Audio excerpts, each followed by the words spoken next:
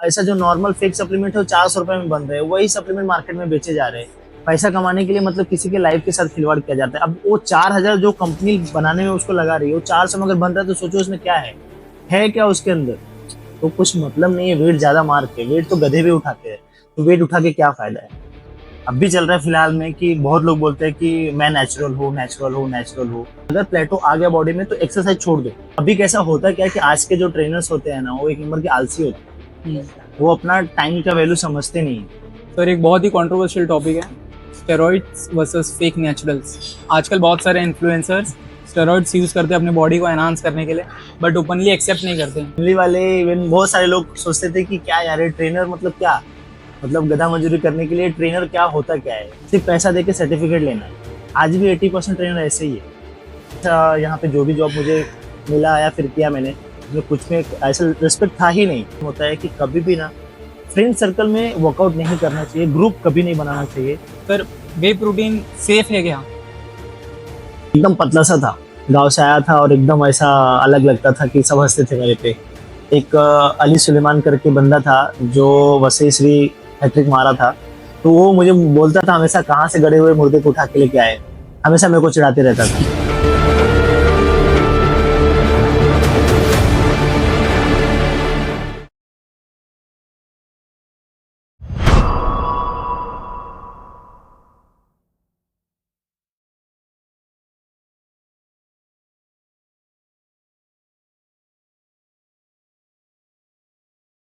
Friends, welcome back to unplugged and unfilter. आज हमारे साथ बहुत ही स्पेशल गेस्ट हैं, विपिन सर।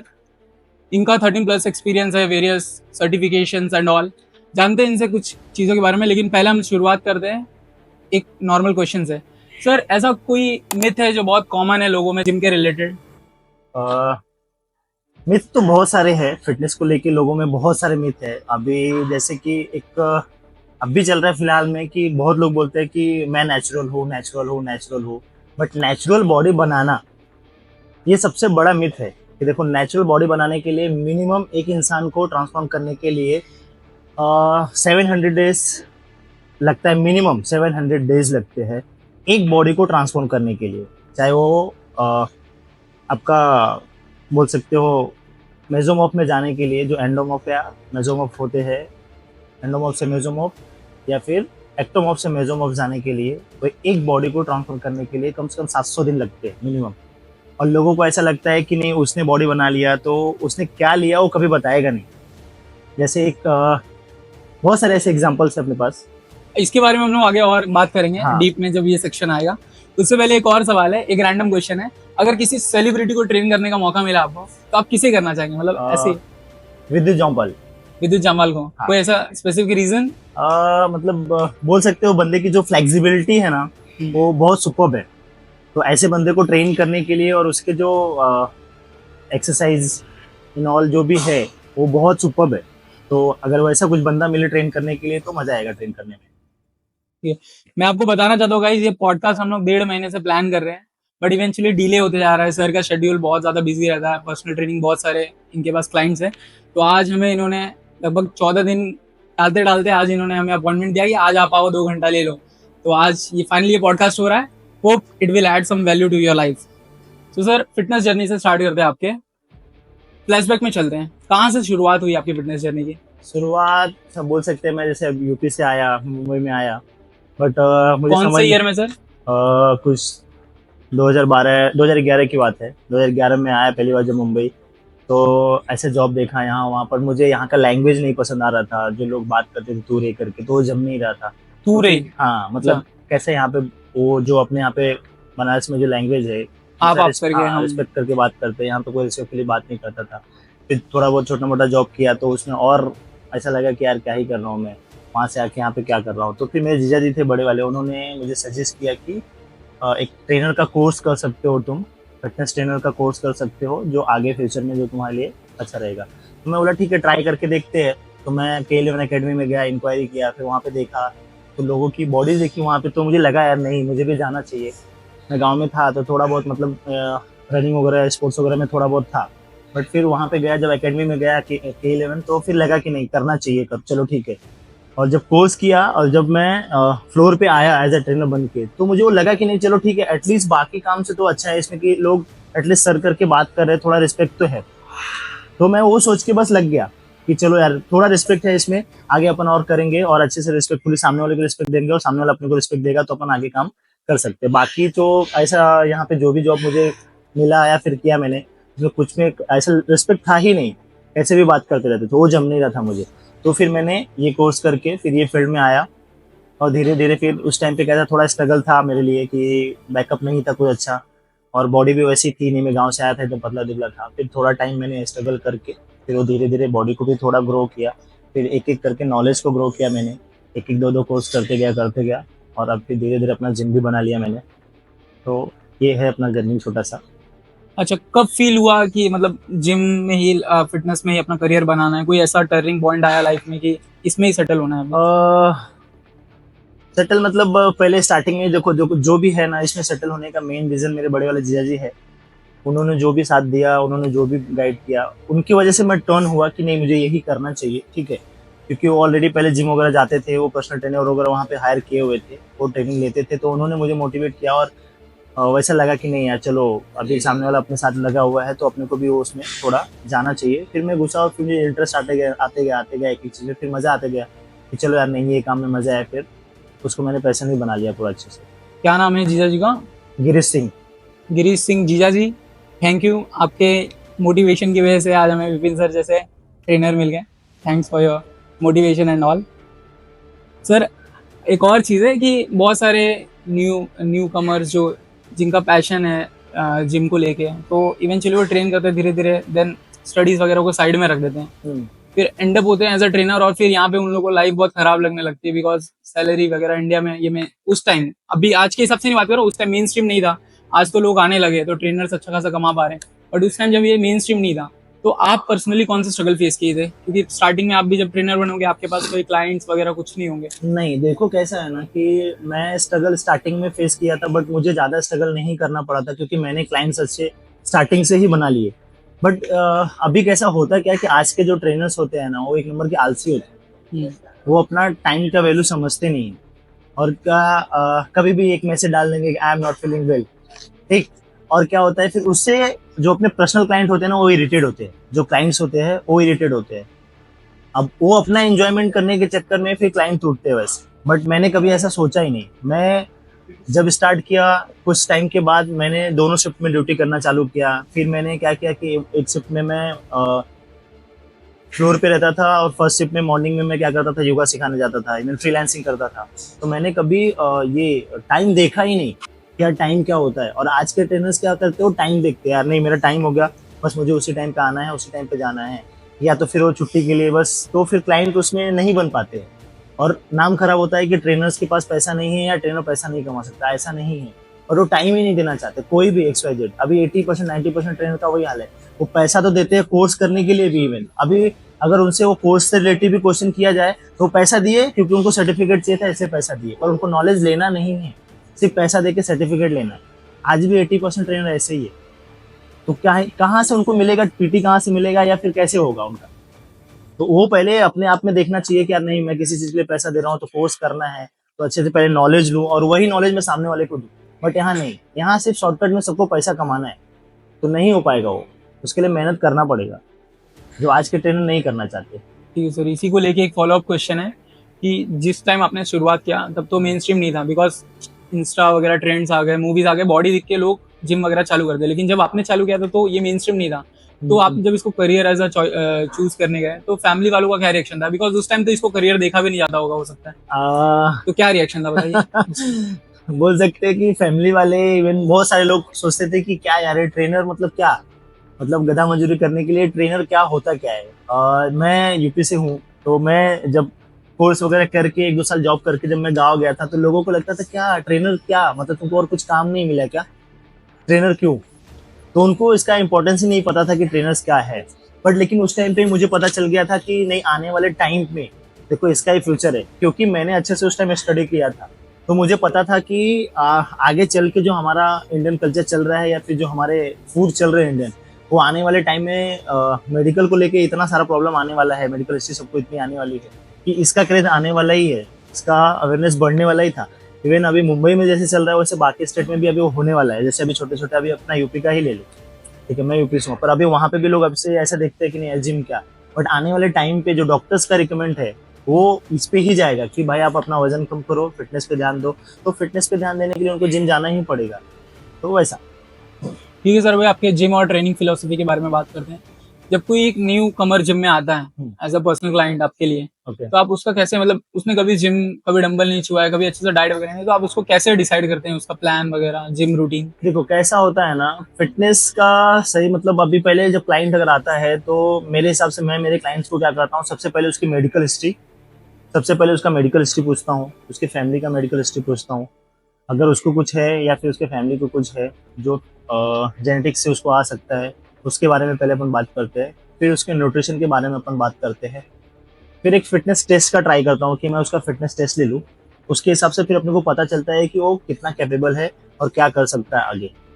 तो वो प्लान करता हूँ मैं सबसे पहला, उसका मेडिकल हिस्ट्री, फिर उसका न्यूट्रिशन और लाइफस्टाइल उसका, और एक फिटनेस टेस्ट लेके फिर उसका वर्कआउट अपन डिसाइड करते हैं कि क्या होना चाहिए क्या नहीं होना चाहिए। ठीक है सर, बहुत सारे लोग जिम में आते हैं, तो सबसे कॉमन गलती जो जिम में आने के बाद न्यू कमर्स करते हैं? कॉमन गलती, सबसे कॉमन गलती ये है मेंबर्स का कि जो नए लोग रहते हैं वो शॉर्टकट बहुत जाना चाहते हैं। मतलब किसी को पेशेंस नहीं है, उनको क्या लगता है कि मैंने पैसा भरा जिम में और फटक से मेरा बॉडी बन जाना चाहिए या मैं बना लूंगा। तो ये गलत है। सबसे बड़ा प्रॉब्लम यही है अभी आज की डेट में यंग जनरेशन का, उनको पेशेंस नहीं है। अभी समझो वो बिगनर है, उसने कभी वेट उठाया नहीं, कुछ भी नहीं किया, बट वो एक वीक वर्कआउट हुआ नहीं, उसके बाद वो चालू हो जाएगा क्या नहीं मुझे डेडलिफ्ट मारना है, सामने वाला अगर 200 किलो मार रहा है तो मैं एटलीस्ट मारूंगा। अरे पहले देखो यार अपना बॉडी उस कैपेबल है कि नहीं है, उसके बाद ट्राई करो आप। और एक्सरसाइज के पीछे भागो, किसी का वीडियो देख के या फिर किसी का एक्सरसाइज देख के मत उसके पीछे भागो। तो वो सब प्रॉब्लम्स बहुत आते हैं आज के डेट में, बहुत फेस करना पड़ता है अपने जिम में ही, कितना सारा ऐसा फेस करना पड़ता है। सर एक और इम्पोर्टेंट क्वेश्चन है, लोगों को बहुत मिसकॉन्सेप्शन है, यहाँ पे जिम करके चले जाते हैं, घर पे अच्छे से न्यूट्रिशन वगैरह डाइट नहीं लेते। तो जिम वर्सेस डाइट ज़्यादा इंपॉर्टेंट क्या है, कि दोनों ही पार्शियली इंपॉर्टेंट है? क्या है आपका ओपिनियन, क्या है इस चीज़ पे लेके? नहीं, एक दूसरे के ऊपर डिपेंडेंट है सब। देखो अगर आप वर्कआउट कर रहे हो तो वो न्यूट्रिशन होना चाहिए, अगर आप न्यूट्रिशन कर रहे हो तो वर्कआउट होना चाहिए, और उतना ही रेस्ट और रिकवरी भी होना चाहिए। अगर आप रेस्ट नहीं लेते हो तो रिकवरी नहीं मिलती है। एक स्लीप अच्छा होना चाहिए जो प्रॉपर टाइम पे होना चाहिए, तो अच्छे से रिकवरी होगी। डाइट का देखो, डाइट का कैसा है, लोग यहाँ वहाँ वीडियो देख के इसका उसका देख के करना चाहते हैं, बट लेकिन उनको पता ही नहीं एक्चुअल डाइट का मतलब क्या है। देखो सही डाइट का मतलब क्या होता है, टाइम, क्वालिटी और क्वांटिटी। कौन से टाइम पे कौन सी क्वालिटी का फूड होना चाहिए, कितनी क्वांटिटी में वो फूड होना चाहिए, ये होता है डाइट। ये बहुत जरूरी है। और वो दूसरी चीज की अभी लोग क्या करते हैं कि नहीं वो ये खा रहा है इतना किया तो हो जाएगा, नहीं। अभी उसका इंटेंसिटी अलग है, तुम्हारा इंटेंसिटी अलग है, मेरा इंटेंसिटी अलग है, तो सबका रिक्वायरमेंट अलग होगी।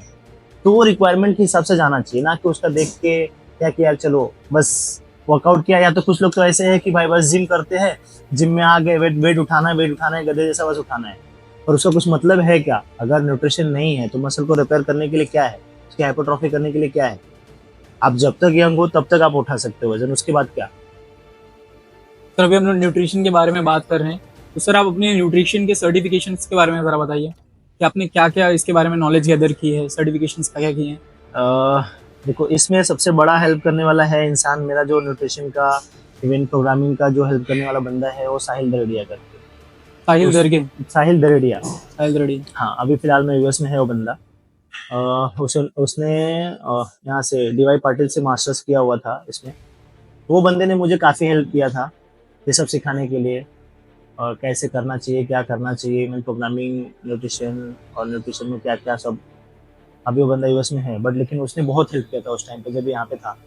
वो एक लेक्चरर भी है, और उसने देखो उसके एकेडमी का नाम नहीं याद आ रहा है मुझे, वो एकेडमी में लेक्चरर भी रह चुके हो। तो अच्छा खासा उसके यहाँ से मुझे सब सारी चीज़ें सीखने मिली ऐसा। तो सर आपने न्यूट्रिशन काफ़ी डिटेल में पढ़ा है, हाँ तो वेट, बोलिए बोलिए आप। बोले बोले बोले। तो वेट गेन, हाँ वेट लॉस, हाँ फैट लॉस, ये टर्म होता है ना, लोग वेट गेन, वेट लॉस, हाँ। फैट गेन, वेट कम करने जाते हैं तो मसल भी कम हो जाता है, वो क्या मिसकंसेप्शन है, क्या उसकी देखो डिटेल? थोड़ा बहुत मसल लॉस होता है अगर वेट कम करने जाते हैं तो, बट लेकिन दोनों में दो अलग चीजें होती है। वेट लॉस और फैट लॉस दोनों अलग चीजें होती है। अभी कैसा होता है कि बॉडी में वाटर का परसेंटेज ज़्यादा होता है, 70-75% वाटर होता है, 25% में मसल, बोन, ऑर्गन्स, फैट, सारी चीज़ें होती है। तो अगर हम वेट लॉस करने जाते हैं तो वाटर परसेंटेज भी गिरता है वहाँ से, और मसल परसेंटेज भी गिरता है, फैट परसेंटेज तो जाता ही है। बट उसके लिए फिर अगर प्रॉपर फैट लॉस करना है तो प्रॉपर न्यूट्रिशन होना जरूरी है, प्रॉपर तरीके से वो कैलकुलेशन होना जरूरी है कि कितनी कैलोरीज की रिक्वायरमेंट बंदे को है और किस टाइप की कैलोरीज की रिक्वायरमेंट है, कार्ब से कितना कैलोरीज, प्रोटीन से, फैट से, इवन आपके मिनरल्स और विटामिन कितने होने चाहिए, वो प्रॉपर कैलकुलेटेड होने चाहिए, तब आप वहाँ पे जाके सिर्फ फैट लॉस कर सकते हो। नहीं तो मसल लॉस तो थोड़ा होगा ही होगा। अगर आप क्रैश डाइट करते हो, कुछ भी, अभी लोग कुछ भी उठा लेते हैं यहाँ से वहाँ से, चालू हो जाते हैं, तो उसमें थोड़ा बहुत तो मसल लॉस होना फिक्स है अगर आप सिर्फ वेट लॉस के लिए जाते हो तो, और वाटर परसेंटेज भी उसमें गिरेगा। अगर फैट लॉस करना है तो प्रॉपर न्यूट्रिशन और प्रॉपर एक्सरसाइज, एक प्रोग्रामिंग होना चाहिए जिससे प्रॉपर फैट लॉस किया जा सकता है। ठीक है। अच्छा सर, एक ओपिनियन था, एक क्वेश्चन था हमारे व्यूअर का कि online fitness coaching versus physical gym में आके ट्रेन करना किसी ट्रेनर से, दोनों में से बेस्ट क्या होता है? बहुत सारे लोग आज के टाइम में ऑनलाइन कोचेस को हायर करते हैं इम्प्रूव देयर। देखो, जो प्रैक्टिकली होता है प्रैक्टिकली रहता ही है, ऑनलाइन तो ऑनलाइन रहेगा। ऑनलाइन मैंने भी लॉकडाउन में कुछ लोगों को ट्रेन किया, ट्राई भी किया, बट लेकिन जो प्रैक्टिकली रिजल्ट मिलता है ना, जो फ्लोर पे रह के सामने, वो ऑनलाइन रिजल्ट नहीं मिल सकता है। देखो वहाँ पे क्या कर सकते हैं हम, वेट, एक रेपिटेशन या फिर वेट को कैलकुलेट कर सकते हैं कि चलो यार आज हमने ये प्रोग्रामिंग किया था, कल ये वेट होना चाहिए, बट सामने वाला अकेले वो फोर्स रेप यूज नहीं कर पाता है। अगर हम प्रैक्टिकली उसको सामने रह के सिखाते हैं फ्लोर पे, तो एटलीस्ट वो फोर्स रेप जो होता है, जो रिजल्ट आना चाहिए, वो प्रॉपर सपोर्ट देख के ही आता है। जैसे कि अभी देखो, एक वहाँ पे लिखा हुआ है द लास्ट 3 और 4 reps, तो वो लास्ट का जो रेपिटेशन होता है ना, वो खुद से सेल्फ वो कर नहीं सकता। मैं कितना भी उसको ऑनलाइन पुश करूंगा, बट वो 3-4 रेपिटेशन एक्स्ट्रा वो खींच नहीं सकता है, और वही रिजल्ट देता है अपने को। तो फ्लोर पे रह के सिखाने में और ऑनलाइन सिखाने में रिजल्ट का थोड़ा तो फर्क आ जाता है। अगर कोई अच्छा न्यूट्रिशन करने वाला है तो चलो ठीक है, वो थोड़ा बैलेंस कर लेता है कि डाइट से अच्छा बैलेंस कर लेगा वो, तो ऑनलाइन में थोड़ा बहुत रिजल्ट आएगा, बट लेकिन जो फ्लोर पे रह के सिखाने पे रिजल्ट है वो ऑनलाइन में नहीं आएगा। ठीक है सर। सर, एक बहुत ही कंट्रोवर्शियल टॉपिक है, स्टेरॉइड्स वर्सेस फेक नेचुरल्स। आजकल बहुत सारे इन्फ्लुएंसर्स स्टेरॉइड्स यूज करते हैं अपनी बॉडी को एनहांस करने के लिए, बट ओपनली एक्सेप्ट नहीं करते हैं, जिसकी वजह से होता ये है कि कॉमन जो लोग हैं उनके बीच में एक मिसकंसेप्शन आ जाता है कि नेचुरली ये बॉडी अचीवेबल है, जो कि पॉसिबल ही नहीं है वैसी बॉडी अचीव करना। बट वो ओपनली बोलते हैं कि हमारी नेचुरल है, डाइट है, 7 साल की मेहनत है, 8 साल की मेहनत है। तो क्या है उसके पीछे, आप बताइए। अगर 7 साल 8 साल मेहनत कोई करता है तो हो सकता है नेचुरली, बट लेकिन जैसा एनाबॉलिक वाले का दिखेगा बॉडी, वैसा नेचुरल वाले का नहीं दिखेगा। वो मसल फाइबर उसको नहीं दिखेंगे जो एनाबॉलिक वाले को दिखेगा। तो एनाबॉलिक का जो मसल फाइबर होता है वो अलग ही दिखता है। नेचुरली भी हो सकता है, बट उसके पीछे रीजन रहता है जेनेटिक्स का। अगर जेनेटिक्स अच्छा है तो वो बंदे का बॉडी थोड़ा अच्छा हो सकता है ग्रो, बट लेकिन उतना ग्रो नहीं करेगा जितना एनाबॉलिक वाले का करेगा। एनाबॉलिक वाला अगर 6 महीने में जितना बॉडी बनाता है, अगर नेचुरली बनाने जाए तो 6-7 साल लगेगा उतना ग्रो करने के लिए। इतना कम ये रहता है, डिफरेंस रहता है। तो आज के डेट में कोई 6 साल देना ही नहीं चाहता है, वो तो 6 महीने में बॉडी बना के निकलना चाहता है। तो वहाँ पे तो बहुत डिफरेंस है। और वो बोलना इजी है पर करना इजी नहीं है। 6-7 साल मेहनत करना मतलब बहुत टफ है। अब इवन हम लोग ये फील्ड में रह के भी कहीं ना कहीं ऐसा होता है कि 1-2 महीने का ब्रेक हो जाता है। कभी इंजरी हो गई या फिर कहीं बाहर चले गए या कुछ हो गया तो 1-2 महीने का ब्रेक हो जाता है, फिर से बॉडी वहीं बैक टू नॉर्मल। जब तक बॉडी वहां तक आती है, फिर कहीं ना कहीं कुछ रीजन से एक बार फिर ब्रेक होता है। तो ब्रेक होने के बाद बॉडी नॉर्मल हो जाती है, कहीं ना कहीं बॉडी छूट जाती है। तो वो नेचुरली कंटिन्यू 6-7 साल करना वो बहुत टफ है। बोलना ईजी है पर बहुत टफ है। तो कोई 1-2 बंदे ऐसे रहते हैं जो लाखों में ऐसे रहते हैं कि जिनका जेनेटिक्स अच्छा है, उन्होंने कर सकते हो, उनका हो सकता है, पर वो जेनेटिक्स के ऊपर सबका लेकिन नहीं होगा ऐसा। वो बहुत कम लोग रहते हैं, बहुत रेयर लोग रहते हैं, हजारों में एक आध आदमी रहते हैं जो कर पाते हैं।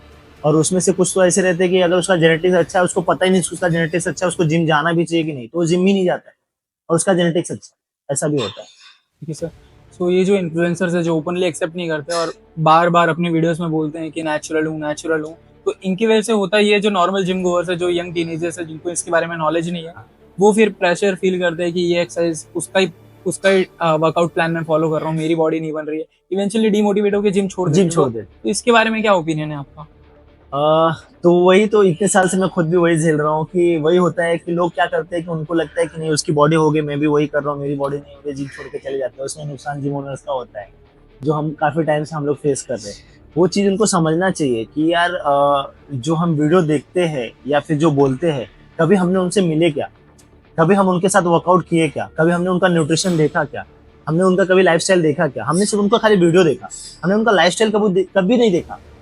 सिर्फ उनके वीडियोस देख लिए और हो गया, चलो यार उसने वो वीडियो में बोला अभी, और बस उसके पीछे रेस में लग जाएंगे कि उसने ये वर्कआउट किया था, बस उसके पीछे उसने बोला था ये खाने के लिए, उसके पीछे।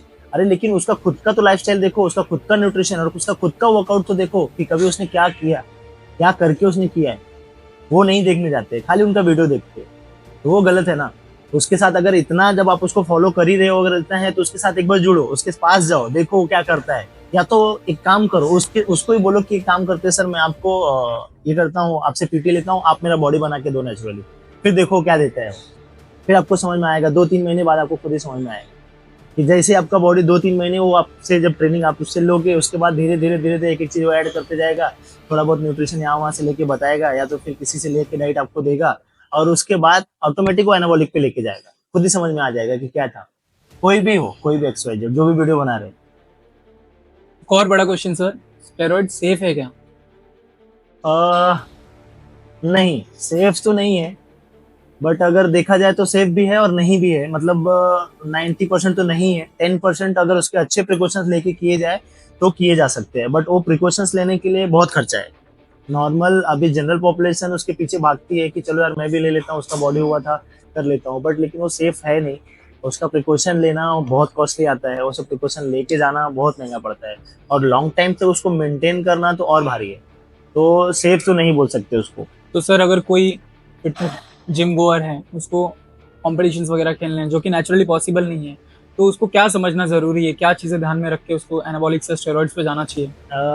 एनाबॉलिक्स देखो, एक अच्छा गाइडेंस होना चाहिए उसके पास, और उसके पास एटलीस्ट 2-3 डॉक्टर होने चाहिए जो अच्छे उसको गाइड करने वाले हो।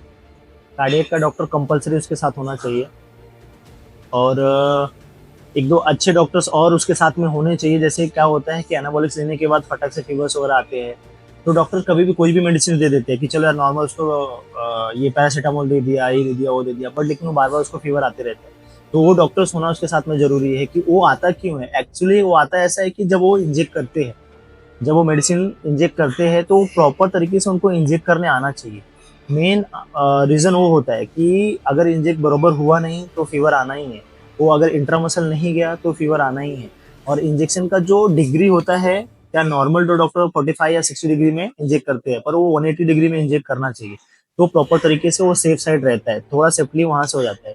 आधा तो प्रॉब्लम यही हो जाता है, 50% प्रॉब्लम होता है जब इंजेक्ट करते हैं, उनको इंजेक्ट करने नहीं आता कितने लोगों को, और कितने सारे ट्रेनर या खुद से ले लेते हैं या फिर अपने दोस्तों को जो कलीग है ट्रेनर है फ्लोर पे, उनसे ही ले लेते हैं। तो आधा प्रॉब्लम तो 50% उन्होंने तो वहीं पे रिस्क ले लिया कि उनको इंजेक्ट ही नहीं करने आया। इंजेक्शन लेना कहाँ था एक्चुअली, कितना डीप लेना था वो नहीं पता, और उन्होंने ले लिया। तो 50% प्रॉब्लम वहां से स्टार्ट हो गया। अब उनको गार्ड होना चालू हो जाएगा, पल्सेस वहां पे पल्स होगा, ब्लीडिंग होगी, फिर फीवर्स आएंगे। तो एक रिस्क यहाँ पे चालू हो गया। और दूसरा बहुत सारे मतलब अभी मेडिसिन ऐसे होते हैं जो हार्ट के लिए फटक से सडनली हार्ट पे इफेक्ट करता है। तो कार्डियक का डॉक्टर होना साथ में बहुत जरूरी है, जो हमेशा आपको अच्छे से गाइड करे और हेल्प करे उसके लिए। बहुत सारे मेडिसिन जैसे कॉमन मेडिसिन, अभी देखो कोई भी बॉडी बिल्डर या कोई भी कहता है तो टेस्टो बोल्डी डेका इससे स्टार्ट करे, तो डेका और बोल्डी वो क्या करता है, ब्लड को ठीक करेगा और ऑटोमेटिकली आपके हार्ट का काम बढ़ा देगा, आपके हार्ट की पंपिंग है वो बढ़ जाएगी। तो उसके साथ अगर कार्डियो का डॉक्टर रहता है कार्डियो, तो वो थोड़ा हेल्प करता है कि क्या मेडिसिन लेना चाहिए और कार्डियो का अपने हार्ट का क्या कंडीशन है वो देखते रहेगा। तो वो जरूरी है कि अगर आपको सेफेस्ट साइड जाना है, अगर बॉडी बिल्डिंग करना है, तो उसके लिए डॉक्टर साथ में लेके चले, ठीक है। हर एक टाइप का वैसा। तो बहुत सारे लोग बोलते हैं कि अगर स्टेरॉइड लेना ही है तो अंडर सुपरविजन लो। हाँ, तो सुपरविजन लेना भी सेफ है क्या? अगर नहीं तो क्या नेचुरल रहना ही बेस्ट है, ये सब करना ही नहीं चाहिए? और करना चाहिए तो देखो, हाँ, मतलब जो नॉर्मल जिम गोअर है उनको नीड है क्या स्टेरॉइड लेने की? नहीं, कोई नीड नहीं है उनको। अगर देखो, हम जिम आए क्यों, पहले हमारा गोल क्या है। अगर सिर्फ फिटनेस हमारा गोल है तो हम फिट वैसे भी रह सकते हैं, हम नेचुरली फिट रह सकते हैं, अच्छा डाइट करके भी हम फिट रह सकते हैं। अगर मेरा कुछ गोल है, कोई एथलीट हूँ मैं, या फिर समझो मुझे बॉडी बिल्डिंग करना ही है, तो एक बार ठीक है कि किसी के सुपरविजन में अच्छे से वो लिया जा सकता है, बट लेकिन वो पहले देखो कि मैं हूँ क्या, मुझे करना क्या है, मुझे सिर्फ दिखावा करना है या मुझे बॉडी बिल्डिंग करना है। अगर सिर्फ फिटनेस के लिए जाना है तो मैं तो कभी सजेस्ट नहीं करूंगा कि नहीं यार आप एनाबॉलिक पे जाओ या कोई भी मेडिसिन पे जाओ जिससे आपको ऐसा कुछ हो, देखो कोई भी मेडिसिन और जो नेचुरली ऑर्गन्स बना है वो ऑर्गन्स को डैमेज करना ही करना है, कोई भी मेडिसिन आप बॉडी में डालोगे तो। और उसके सेफ्टी के लिए फिर आपको फिर उसके प्रिकॉशंस लेने जरूरी है। तो अगर फिटनेस के लिए जाना है तो मैं तो किसी को सजेस्ट ना करूँ कि भाई आप एनाबॉलिक पे जाओ या फिर किसी मेडिसिन पे जाओ। अगर आपको कुछ ऐसा गोल है कि नहीं मुझे बस चलो ये पर्टिकुलर टाइम के लिए मुझे बॉडी बिल्डिंग करना है, मेरा ये टारगेट है, तो उसके लिए ठीक है, चलो अब दूसरा ऑप्शन नहीं है तो शॉर्टकट में आपको इसमें जाना पड़ेगा ऐसा।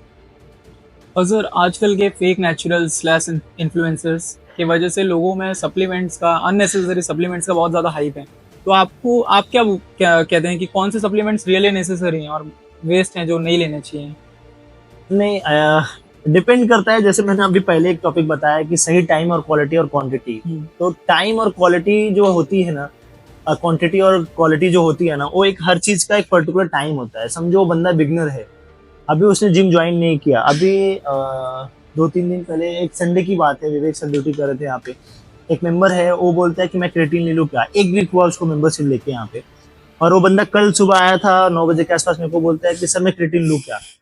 अरे यार आप पहले डाइट तो किए नहीं, आपने क्रेटीन के पीछे भागने लगे। तो सप्लीमेंट्स लेना कब है, पहले नेचुरली जितना स्ट्रेंथ है आपका वो तो पुश करो। पहले फैट परसेंटेज देखो, बॉडी में फैट परसेंटेज कितना है क्या है, आप और उसको वाटर लेवल बढ़ाने के लिए जा रहे हो क्या। क्रेटीन मतलब दूसरे ने लिया बॉडी बना लिया तो हमको भी क्रेटीन लेना चाहिए क्या, ऐसा नहीं होता है। मैंने वही पहले भी क्लियर किया कि टाइम और क्वालिटी और क्वांटिटी, कौन से टाइम पे देखो बॉडी किस लिए रेडी है, तो वो क्वांटिटी और क्वालिटी तभी रहता है कि ये क्वालिटी में और ये क्वांटिटी में ये लेना चाहिए। कोई भी XYZ, कोई भी सप्लीमेंट हो या कोई भी फूड हुआ, और वो सही टाइमिंग के ऊपर है। ठीक है सर, कोई टॉप 3 सप्लीमेंट्स जो आप बोलेंगे, आपके आप अपने क्लाइंट्स को रेफर करते हैं कि टॉप 3 सप्लीमेंट्स जो कि एक्चुअली नेसेसरी, बाकी सब नहीं लिए तो चलेगा, बट ये टॉप 3 सप्लीमेंट्स जो रहने चाहिए हर किसी के डाइट में? सप्लीमेंट्स मतलब बोल सकते हो आप, देखो वे प्रोटीन डे 1 से बंदा ले सकता है। वे प्रोटीन का कैसा रहता है कि जो हम मसल तोड़ते हैं, जो हाइपरट्रॉफी के लिए लगता है, ब्रेकडाउन जो मसल होता है वो रिपेयर करने के लिए हेल्प करता है, तो अपन वे प्रोटीन डे 1 से रिकमेंड कर सकते हैं किसी को। और बाकी सप्लीमेंट्स के लिए थोड़ा टाइम लेना चाहिए, कोई भी हो। अभी लोगों में कैसा है, pre workout, BCAA, EAA, creatine, citrulline, जो मिल गया मतलब अभी बस आने दो, ऐसा हो गया कि भाई लाओ। अभी जैसे कि सबसे ज्यादा क्रेज चल रहा है प्री वर्कआउट का, जो कि किसी को लेना ही नहीं चाहिए। अभी जिम के ऐसे यंग क्राउड का 80% लोगों का, 90% लोगों का ये हाल है कि प्री वर्कआउट उसको लेना है। उसने कल जिम ज्वाइन किया, परसों उसको प्री वर्कआउट चाहिए। अरे प्री वर्कआउट से होता क्या है, पहले उसका नीड तो समझो यार कि है क्या, वो गरज है क्या। अभी हमने प्री वर्कआउट लिया, ऑलरेडी हम जब एक्सरसाइज करते हैं तो अपना कार्डियोवास्कुलर, अपना कार्डियो बहुत ज्यादा, अपना हार्ट बीट बढ़ता है। और ऑलरेडी जब हम पहले कभी एक्सरसाइज किए नहीं, हार्ट का कंडीशन अपने को पता नहीं है कि उसको कितना काम देना चाहिए कितना नहीं देना चाहिए, और आप एक्सरसाइज कर रहे हो, वो स्ट्रेस में है, और उसको प्री वर्कआउट लेके और स्ट्रेस में डाल रहे हो पहले से, तो मतलब क्या है। कभी अभी इंटरनली ऑर्गन्स पता ही नहीं कि उसका साइज क्या है क्या नहीं है, वो कितना बीट कर रहा है क्या नहीं, आपने कभी टेस्ट ही नहीं किया, अपने हार्ट को कभी आपने चेक नहीं किया, आपने रेस्टिंग हार्ट रेट कभी लिया नहीं, आपने इंटेंसिटी कभी नहीं चेक किया कि आपकी इंटेंसिटी क्या होनी चाहिए उसके लिए।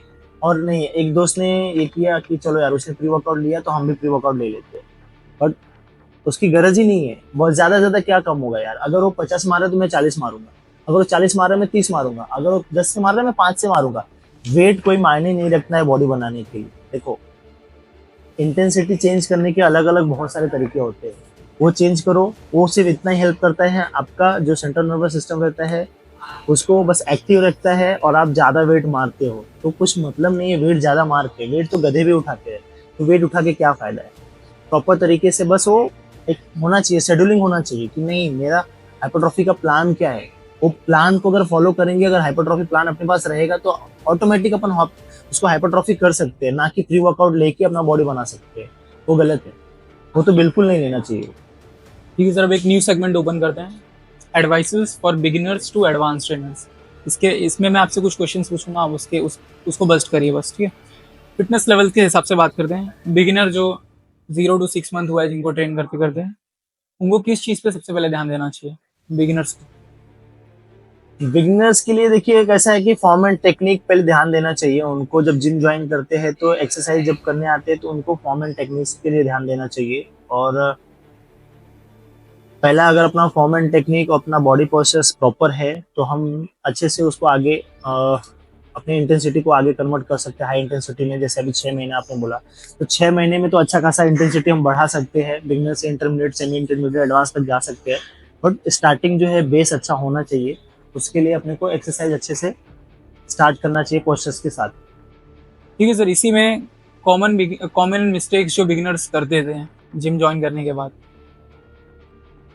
कॉमन मिस्टेक्स होता है जैसे जब जिम ज्वाइन करते हैं मेंबर्स, तो प्रॉब्लम क्या होता है, वो ट्रेनर का नाम सुन के अपने ग्रुप बनाते हैं। ग्रुप सबसे बड़ा प्रॉब्लम वहां स्टार्ट होता है, जो ग्रुप बनाते हैं। जब हम आते हैं जिम में, समझो एनरोलमेंट किया आपने, आए आप, जब तक ट्रेनर्स के अंडर गाइडेंस हो तब तक ठीक है।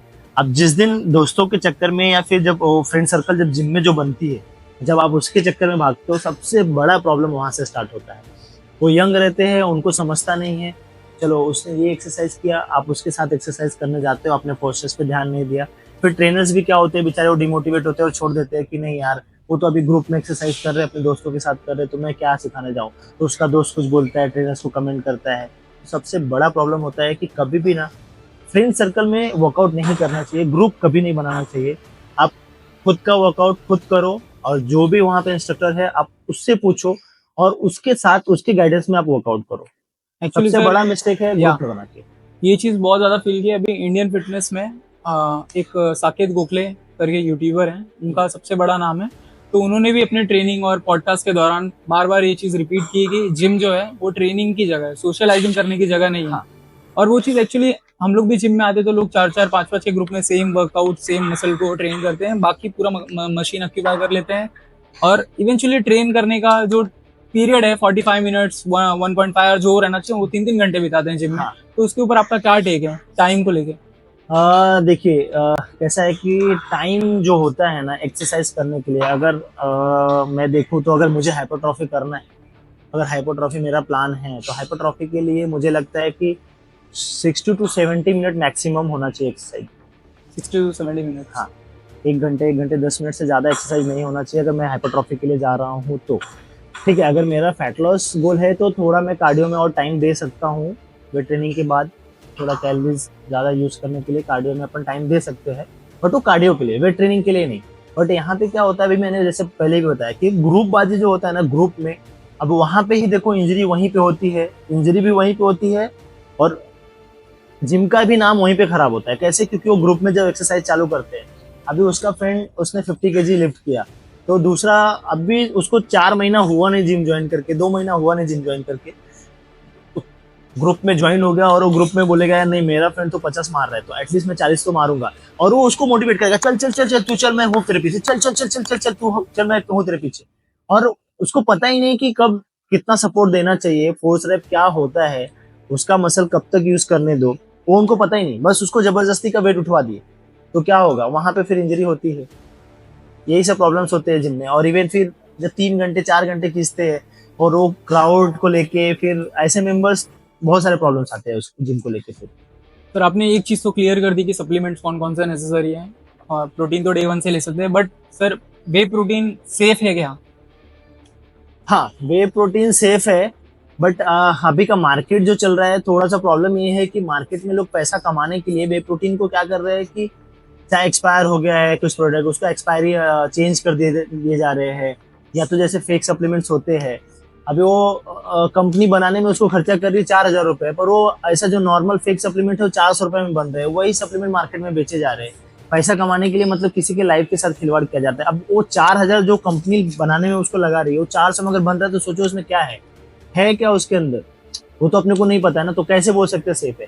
और वो प्रॉब्लम्स कैसा फेस करना पड़ता है ट्रेनर्स को या फिर जिम ओनर्स को, ये सब सारे प्रॉब्लम्स फेस करने पड़ते हैं हम लोग को। बट लेकिन प्रॉब्लम कहाँ है, ये सप्लीमेंट वालों का प्रॉब्लम है। सप्लीमेंट वाले क्या करते हैं, अपना पैसा बनाने के चक्कर में कुछ भी मार्केट में बेच रहे हैं, कुछ भी। अरे प्रोटीन एक्सपायर हो गया, या तो उसको फेंक दो, यहाँ पे क्या कर रहे हैं, रिप्रिंट करके उसको बेच रहे हैं। या तो कोई भी प्रोडक्ट ला रहे हैं, अभी वो प्रोडक्ट की कॉस्टिंग 5,000 है और वो 500 में बन के आ रही है, दूसरी वाले प्रोडक्ट वही उसके सेम डब्बा है, सेम लेवल है, सब कुछ चिपका के दे दिए। अब वो सामने वाला सोच रहा है यार चलो अभी तो उसको नया नया जोश से ले लिया चलो, तो तो सर कैसा सेफ रहेगा? ऑथेंटिसिटी कहाँ से, मतलब कैसे पता चलेगी किससे लेना चाहिए, ट्रस्टवर्दी कहाँ से लेना चाहिए, वेबसाइट से ही फेक? ये तो अभी तो सब जगह वही हो गया है। अभी क्या ऑनलाइन जो मार्केट आया ना, ऑनलाइन मार्केट की वजह से ना बहुत तकलीफ हो गया। यहाँ पे कैसा होता है कि ट्रस्ट, देखो एक बार ट्रेनर के ऊपर आप ट्रस्ट कर सकते हो, क्योंकि कैसा होता है ट्रेनर का ट्रस्ट, ट्रस्ट ये इसलिए मैं बोल रहा हूँ क्योंकि वो उसको सामने वाले को क्या करना है, मेंबर को रोज फेस करना है। मेंबर डेली उसके जिम में आने वाला है, ट्रेनर डेली उसको फेस करने वाला है, तो वो डरेगा कि नहीं यार मैं फेक प्रोडक्ट दूं कि नहीं दूं उसको, या तो फिर नहीं ही दूं। देखो या तो दो ही चीज होगा, या तो देगा तो वो जी देगा, या तो फिर नहीं देगा। अगर वो अच्छा ट्रेनर रहेगा तो, अगर या तो फिर वो भी वही सेम दुकान वाले की तरह रहेगा, शॉप वाले की तरह, क्या नहीं चलो सिर्फ पैसा बनाना है, तो वो भी कुछ भी देगा, ऐसा नहीं है। लेकिन मुझे नहीं ऐसा लगता कि एटलीस्ट 50-60% ट्रेनर ऐसे रहेंगे जो बेचारे डरते रहेंगे कि नहीं यार सामने मेंबर्स को डेली फेस करना है, तो उसको प्रोडक्ट कौन सा देना चाहिए, जो ओरिजिनल प्रोडक्ट देना है या फिर वो प्रोडक्ट ही नहीं देना है, ऐसा। ठीक है सर, अभी हम लोग मूव ऑन करते हैं इंटरमीडिएट लेवल पे। तो प्लेट्यू, एक प्लेट्यू आ जाता है 6 मंथ टू 2 ईयर्स के बीच में, कि बॉडी ग्रो होना बंद हो जाती है, तो दिखती नहीं है।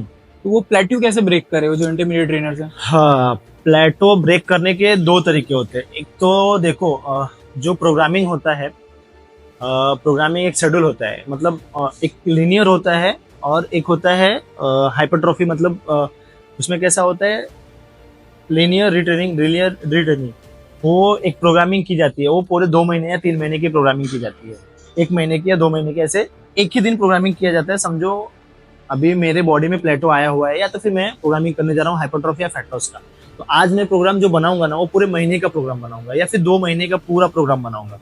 तो उसमें एक ट्रेनिंग का अलग पैटर्न होता है। बोल सकते हो एक हाइपरट्रॉफी, सॉरी एक स्टिमुलेशन होता है, एक रिट्रेनिंग होता है। स्टिमुलेशन और रिट्रेनिंग 1 वीक तक क्या होता है, 1 वीक हम स्टिमुलेशन या 2 वीक तक स्टिमुलेशन के लिए जाते हैं, और 3rd वीक में हम रिट्रेनिंग में जाते हैं, या फिर 1 वीक स्टिमुलेशन में जाते हैं और 1 वीक तक रिट्रेनिंग में जाते हैं। तो ऐसे पूरे 2 या 3 महीने या 1 महीने का प्रोग्राम बनाया जाता है। उसमें क्या होता है, रिट्रेनिंग जो होता है हम रिवर्स जाते हैं। एक एग्जांपल, जैसे आज मैंने एक्सरसाइज चालू किया, फॉर एग्जांपल चलो अभी CST में वर्कआउट कर रहा हूँ, चेस्ट शोल्डर ट्राइसेप का मैंने एक्सरसाइज किया, तो अगले दिन मेरा बैक बाइसेप का वर्कआउट है, उसके बाद मेरा लेग्स का वर्कआउट है। ये 3 दिन समझो एक्सरसाइज का मैंने दिन बनाया। तो आज थर्सडे, फ्राइडे, सैटरडे, मैं तीनों दिन में आज chest shoulder tricep, back bicep और लेग्स मारने वाला हूँ, 3 दिन ऐसे। अब जो मैं आज वेट डिसाइड करूंगा मैं वही वेट उठाऊंगा। मैंने जो स्टिमुलेशन के लिए प्लान किया था कि मेरा ये पाउंडेज होना चाहिए, वो पाउंडेज पे मैं काम करूंगा और वो सेम रेपिटेशन से मैं काम करूंगा। उसके बाद ये प्लान मेरा स्टिमुलेशन समझो आज 1st वीक का मैंने ये किया, 2nd वीक में मैंने क्या किया था, वो स्टिमुलेशन मैंने आज ही बना के रखा था कि अगले वीक में मेरा स्टिमुलेशन क्या होगा। तो अगले वीक का मेरा स्टिमुलेशन था कि समझो अभी 10 केजी से मैंने बेंच प्रेस किया था, 10 केजी या 20 पाउंड या 22 पाउंड से मैंने बेंच प्रेस किया था। तो अगले वीक का मेरा वो प्रोग्रामिंग था कि मैं 25 पाउंड से उसको बेंच प्रेस करूंगा और सेम रेपिटेशन, प्रोग्रेसिव ओवरलोड करेंगे। स्टिमुलेशन मतलब मैंने 2 पाउंड से ज्यादा से किया, ये 2nd वीक का आया। 3rd वीक में मैंने क्या किया कि वही स्टिमुलेशन मैंने 27 पॉइंट से किया, 27 के डंबल से समझो उसको स्टिमुलेट किया। पर अभी 4th वीक जब आया ना, तो 4th वीक में मैंने क्या किया कि मैंने जब 22 पॉइंट वाला जो था वो वेट पे मैं वापस आ गया और सेम रेपिटेशन में मैं वापस आ गया। ओके। तो यहाँ पे क्या हुआ, 2 वीक मैंने स्टिमुलेशन रखा था और 3rd वीक में मैं रिट्रेनिंग पे चला गया। तो मसल और सेंट्रल नर्वस सिस्टम दोनों को शॉक लगा कि अरे ये तो लीनियर जा रहा था पर अचानक से सडनली रिट्रेनिंग पे क्यों गया। तो यहाँ पे प्लेटो को ब्रेक किया जा सकता है। और दूसरा ऑप्शन ये होता है कि अगर प्लेटो आ गया बॉडी में तो एक्सरसाइज छोड़ दो, कुछ दिन तक एक्सरसाइज बंद कर दो, या तो बॉडी में फैट बढ़ जाएगा या मसल लॉस हो जाएगा थोड़ा। जैसे जो एनाबॉलिक प्रोसेस था वो रुक गया, मेटाबॉलिज्म में मसल बॉडी गया, तो 2-3 महीने के लिए ब्रेक कर दो, तो अगेन फिर स्टार्ट करोगे तो प्लेटो निकल जाता है बॉडी से, क्योंकि वो ब्रेक हो जाता है। तो वहाँ पे बॉडी में फैट परसेंटेज बढ़ जाएगा, मसल परसेंटेज कम हो जाएगा, तो प्लेटो निकलेगा। या तो फिर पहला ऑप्शन जो था कि अगर स्टिमुलेशन पे जाते हैं हम तो प्रोग्रामिंग करने का 2-2 वीक का या 3-3 वीक का स्टिमुलेशन और 1 वीक का रिट्रेनिंग, तो उससे कभी प्लेटो आएगा ही नहीं। अगर जो हम लीनियर जाते हैं तो लीनियर में ही प्लेटो आता है, और 99% लोग लीनियर ही यूज करते हैं। उनके माइंड में क्या है कि नहीं एक्सरसाइज करना है, वेट उठाना है, तो आज मैंने 10 मारा था कल मैं 20 मारूंगा। और दूसरा उसमें ग्रुप भी बन जाता है। तो ग्रुप बाजी में होता क्या है कि वो ग्रुप में जैसे अभी मैंने बताया कि 40 का वो मार रहा है, मैं वो 50 का मार रहा है, तो उसका दोस्त भी आएगा 30 ट्राई करेगा, नेक्स्ट डे तो वो 40 भी ट्राई करेगा ना, वो दोस्त बोलेगा चल मार बाबा मैं हूँ, तो प्लेटो आने के चांस वहां पे ज्यादा रहते हैं। तो लीनियर जाते एक टाइम के बाद वो फिर रुकना ही है उसको। तो वहाँ पे नहीं, फिर वो रीट्रेनिंग से स्टार्ट करना रहता है, तो वो प्रोग्रामिंग अलग हो जाता है एक्चुअली। ठीक है सर। हर और इंसान का। कैलोरीज और मैक्रोज को ट्रैक करने का इम्पोर्टेंस क्या है?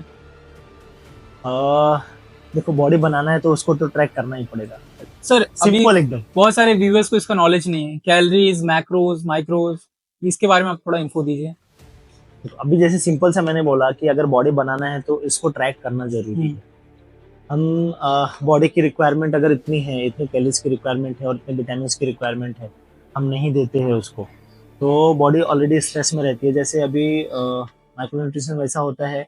अब मैं किसी को कोई मेडिसिन बोलता हूँ, जैसे अभी विटामिन सी या विटामिन ई या फिर मल्टीविटामिन कुछ लेने बोलता हूँ, तो उनका फटाक से रिएक्शन रहता है, सर इतना सारा मेडिसिन खाएंगे तो इसका साइड इफेक्ट नहीं होगा।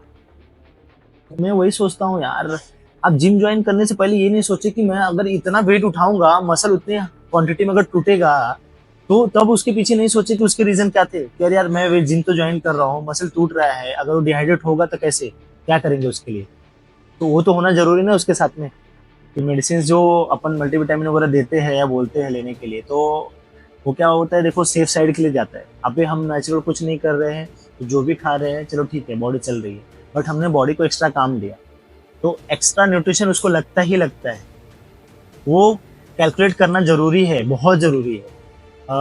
एक एग्जांपल जैसे अभी देखो, अपन स्किन कट जाता है, डॉक्टर के पास जाते हैं, ब्लीडिंग होता है, अब ब्लड फ्लो रुकता नहीं है, तो क्या करते हैं लोग, डॉक्टर क्या करेगा, ड्रेसिंग करेगा, इंजेक्शन देगा, मेडिसिन देगा कि ब्लड रुके और वहाँ पे नया स्किन आए। वैसे सेम अपने मसल्स होते हैं, मसल इंटरनली जो होते हैं वो टूट जाते हैं, ठीक है, जो टिश्यूज होते हैं वो फट जाते हैं, फिर वहाँ पे नए टिश्यूज और आते हैं उसके साथ में, तो कुछ टिश्यूज उसके साथ ज्वाइंट होके और आते हैं, तो उनको रिपेयर करने के लिए अच्छा अमाइनोज लगता है, उसको सेफ रखने के लिए मल्टीविटामिन और विटामिन रखते हैं कि बॉडी कभी डिहाइड्रेट ना हो। वो सारी चीज़ों को मेंटेन करने के लिए वो कैलकुलेट करना जरूरी रहता है। ठीक है सर। तो नेक्स्ट क्वेश्चन है कि एडवांस लेवल लिफ्टर्स के लिए, इनको 2 साल 3 साल से ज़्यादा हो चुके हैं लिफ्ट करते करते, तो उनको सुपर सेट, ड्रॉप सेट और इंटेंसिव ट्रेनिंग किसी के गाइडेंस में करना चाहिए या करना चाहिए, इंपॉर्टेंट है कि नहीं ये सारी चीज़ें? हाँ करना चाहिए, सुपर सेट्स करने चाहिए। देखो ट्रेनिंग कोई भी बुरी नहीं होती है, सारी ट्रेनिंग करनी चाहिए, बट जैसे मैंने बोला कि उसका कुछ तो एक रीजन होना चाहिए। ऐसा नहीं है कि वो एडवांस या सुपर एडवांस लेवल पे है तभी वो करेगा। एक उसका रीजन पर्टिकुलर, जैसे अभी मैंने बोला कि एथलीट है या फिर क्या उसका गोल क्या है, उसके ऊपर डिपेंड करता है कि उसका वर्कआउट का पैटर्न कैसा हो। तो सारे एक्सरसाइज कर सकते हो आप, बस एक अच्छा गाइडेंस होना चाहिए उसके पीछे। हर एक एक्सरसाइज किया जा सकता है और करना चाहिए। मैं किसी भी एक्सरसाइज के लिए कभी मेंबर्स को मना नहीं करता, बट ये बोलता हूँ कि प्रॉपर तरीके से होना चाहिए। पहले स्टार्ट का बेस अच्छा होना चाहिए कि आप उसके लिए कैपेबल रहो, आपके मसल कैपेबल रहे कि इंजरी ना हो और सेफली आप उसको कर पाओ। अभी जैसे सुपर सेट बोले आप, तो सुपर सेट हाइपरट्रॉफी के लिए अच्छा यूज किया जा सकता है, बट वो प्रॉपर पैटर्न होना चाहिए। अभी सुपर सेट लोग क्या करते हैं कि सुपर सेट का मतलब होता है ना कि अपोजिट मसल के साथ खेलो आप। जैसे कुछ भी एग्जांपल ले लो, समझो एक चेस्ट का वर्कआउट किया, एक बाइसेप्स का वर्कआउट किया, हमेशा अपोजिट मसल के साथ अगर सुपर सेट करते हो, तब तक क्या होता है कि ट्राइसेप रेस्ट कर लेता है, चेस्ट रेस्ट कर लेता है, फिर नेक्स्ट सेट के लिए प्रॉपर रेडी रहो। तो अपोजिट मसल होना चाहिए, कोई भी मसल का एक अपोजिट मसल यूज करो और उसको सुपर सेट के साथ करो। लाइक सर चेस्ट ट्रेन करते जैसे हैं तो चेस्ट उसमें ट्रेन में शोल्डर और बाइसेप ट्राइसेप थोड़ा इन्वॉल्व यूज होता होता है, है, बाइसेप तो कम उनको यूज रेस्ट होता है। करने के लिए बाइसेप को कर लो, ठीक है। उनको रेस्ट करो और बाइसेप यूज कर लो, सुपर सेट भी हो जाएगा और दूसरा मसल रेस्ट भी कर लेगा, अगेन दूसरे सेट के लिए रेडी भी रहेगा वो। जो उसको एनर्जी चाहिए, जो एटीपी चाहिए रहेगा, तो वो थोड़ा बहुत तो एटलीस्ट वो रिकवर करके रखेगा। फिर वैसे जैसे लेग्स का भी समझो, स्क्वाट मारा मैंने, ओवर प्रेस कर लिया, तो अगेंस्ट हो गया पूरा शोल्डर, क्वाड्रिसेप्स के साथ में मैंने शोल्डर को कर लिया सुपर सेट। तो सुपर सेट ऐसा करना चाहिए, लेकिन यहाँ पे लोग क्या करते हैं कि वेट ड्रॉप कर देंगे तो उसको सुपर सेट में काउंट कर देंगे, कुछ और करेंगे उसको भी सुपर सेट में काउंट कर देंगे। वैसा नहीं, सुपर सेट मतलब सेम रेपिटेशन पे खेलना है, बस मसल को चेंज करना। एक एग्जांपल, जैसे 10 रेपिटेशन मैंने फ्लैट बेंच मारा तो 10 रेपिटेशन मैंने बाइसेप कर ली, ये सुपर सेट होता है। या फिर मैंने 15 रेपिटेशन ये किया, 15 रेपिटेशन मैंने वो किया, तो अगेंस्ट मसल को अपोजिट में, लेकिन बिना रुके, बिना ब्रेक ली, वो सुपर सेट में काउंट करता हूँ। बट यहाँ पे वेट कम करते हुए जा रहे हैं, बोलते चलो सुपर सेट मारते हैं। ड्रॉप साइड को सुपर सेट काउंट करें। हाँ, तो वैसा है लोगों में जिम में। ठीक है सर। और ये तीनों स्टेजेस की लिफ्टर है जो बिगिनर, इंटरमीडिएट या एडवांस, तीनों को एक मिसकॉन्सेप्शन है, स्प्लिट। वर्कआउट स्प्लिट ये बेटर है, ये बेटर है, और एक्चुअली किसी एक पे कंसिस्टेंट नहीं रहते, छोड़ते रहते, कभी पुश पुल लेग, कभी सिंगल बॉडी, कभी डबल बॉडी, कभी मतलब upper body workout, lower body workout. आपके हिसाब से बेस्ट स्प्लिट कौन सा है? यहाँ पे फिर वही प्रोग्रामिंग का गेम आता है कि इंडिविजुअल प्रोग्रामिंग, जैसे सामने वाले का इंडिविजुअल जब तक प्रोग्रामिंग नहीं होगा तब तक स्प्लिट डिसाइड नहीं करना चाहिए। देखो कैसा है कि आपका बॉडी टाइप अलग है, मेरा बॉडी टाइप अलग है, दूसरे का बॉडी टाइप अलग है, सबका बॉडी टाइप अलग है, सबका टाइमिंग अलग है, सबके पास, किसी के पास टाइम ज़्यादा है, किसी के पास कम टाइम है, और बॉडी टाइप जैसे अलग है तो उसका रिक्वायरमेंट भी अलग हो गया। अब उसके बॉडी में अगर फैट परसेंटेज ज़्यादा है या सामने वाले के बॉडी में मसल परसेंटेज ज़्यादा है, अब उसका गोल क्या है, एक का गोल हो गया फैट लॉस, दूसरे का हो गया हाइपरट्रॉफी, तो यहाँ पे चेंज हो गया दोनों का। अगर मुझे फैट लॉस करना है तो मुझे क्या करना है, ज़्यादा से ज़्यादा बड़े मसल और कंपाउंड मूवमेंट यूज़ करने हैं और उसके साथ कार्डियो यूज़ करना है। अगर मुझे हाइपरट्रॉफी करना है तो मुझे हर मसल को ऐसा पैटर्न होना चाहिए, मेरा वर्कआउट शेड्यूलिंग ऐसा होना चाहिए कि हर एक मसल को 2 से 3 बार वीक में मैं ट्रेन कर पाऊँ। तो वो एक पूरा प्रोग्रामिंग करना पड़ता है कि समझो अभी शोल्डर छोटा मसल है, बाइसेप ट्राइसेप छोटे मसल है, तो इनको किसके साथ में कब यूज़ करें, कौन से बॉडी पार्ट के साथ में, बैक के साथ में क्या यूज़ कर ले, चेस्ट के साथ में क्या यूज़ कर ले, अगर सेपरेटली शोल्डर मान ले तो उसके साथ में और क्या यूज़ कर सकते हैं, लेग्स तो चलो बड़ा मसल है तो उसके साथ तो छेड़खानी बिल्कुल नहीं करना चाहिए, वो सेपरेटली अलग करना ही चाहिए। तो हर एक मसल को 2 बार कैसे ट्रेन करे, वो एक पूरा प्रोग्राम बनाना चाहिए, तो वो हाइपरट्रॉफी के लिए हो जाएगा। अगर फैट लॉस वाला बंदा है तो फैट लॉस वाले के लिए ये गोल होना चाहिए कि बड़े मसल को कैसे टारगेट कर सके और कंपाउंड मूवमेंट को कैसे टारगेट कर सके उसके पूरे शेड्यूलिंग में, और ज़्यादा से ज़्यादा उसको फिर कार्डियो करा के थोड़ा उसका फैट लॉस करने के लिए हेल्प करे। सर आपका बेस्ट या फेवरेट वर्कआउट स्प्लिट कौन सा है? देखो मैं हाइपरट्रॉफी के लिए जाता हूँ तो मैं क्या करता हूँ कि बैक के साथ में हमेशा ट्रेपेजियस और पोस्टल डेल्टॉइड को कवर करता हूँ। दूसरा मैं करता हूँ चेस्ट के साथ में हमेशा बाइसेप को कवर करता हूँ, और शोल्डर ट्राइसेप इंटर डेल्टॉइड और मिडिल डेल्टॉइड और ट्राइसेप को कवर करता हूँ। लेग्स के लिए पूरा सेपरेटली अलग दिन ही देता हूँ मैं। ये 4 दिन में यूज़ करने के बाद 2 दिन मेरे बचे हुए, तो मैं क्या करता हूँ कि अगेन मैं अपर बॉडी एक दिन लोअर बॉडी यूज़ करना चाहता हूँ। तो इसमें क्या होता है, अपर बॉडी हमने क्या किया था, हर वर्कआउट को सेट्स कम किए थे और रेपिटेशंस कम किए थे, तो सारे मसल का अगेन फिर से हाइपरट्रॉफी हुआ। और लेग्स के लिए भी अगेन थोड़ा सा वही क्या किया था मैंने, वेट कम किया था और रेपिटेशंस कम किए थे, फिर से उसकी हाइपरट्रॉफी। ये यूज़ करता हूँ मैं, ज़्यादातर ये ट्राई करता हूँ कि 5 दिन एटलीस्ट ऐसा जाए और एक दिन कार्डियो के लिए जाए, तो ये 6-7 दिन का स्पीड में ऐसा यूज़ करना चाहता हूँ। और दूसरा एक स्पीड में पहले और यूज़ करता था, समझो उसमें क्या करते थे हम, छोटे मसल को एक साथ में यूज़ करते थे। जैसे एग्जांपल अभी मुझे वीक में 3 बार एक मसल को ट्रेन करना है, तो शोल्डर वोल्डर मैंने नाम दिया था उसको, शोल्डर के साथ में बाइसेप ट्राइसेप दोनों यूज़ करता था मैं, पूरा शोल्डर और बाइसेप ट्राइसेप। तो शोल्डर की जो अच्छे एक्सरसाइज होते थे, जैसे एक एग्जांपल आज मैंने ओवरहेड प्रेस किया, और ओवरहेड प्रेस के साथ मैंने लेटरल रेस किया, लेटरल रेस के साथ समझो रिवर्स फ्लाई या फिर फेस पुल या फिर अपन ने यहाँ पे प्रोन हाई रोज किया। तो ये तीनों को मैं एक मतलब सेट्स ज़्यादा रखता था, बोल सकते हैं कि फ्रिक्वेंसी कम और वॉल्यूम ज़्यादा रख के ट्रेन करते थे अपन, और फिर उसी में बाइसेप और ट्राइसेप्स के 3-4 एक्सरसाइज में ऐड करता था कुछ भी। ये सेम आज, और नेक्स्ट जैसे उसका 2 या 3 दिन के बाद वापस से फिर जब नंबर आता था शोल्डर बोल्डर का, तब मैं क्या करता था, उस दिन मैं ओवरहेड प्रेस नहीं करता था, फिर मैं फ्रंट रेस से चालू करता था।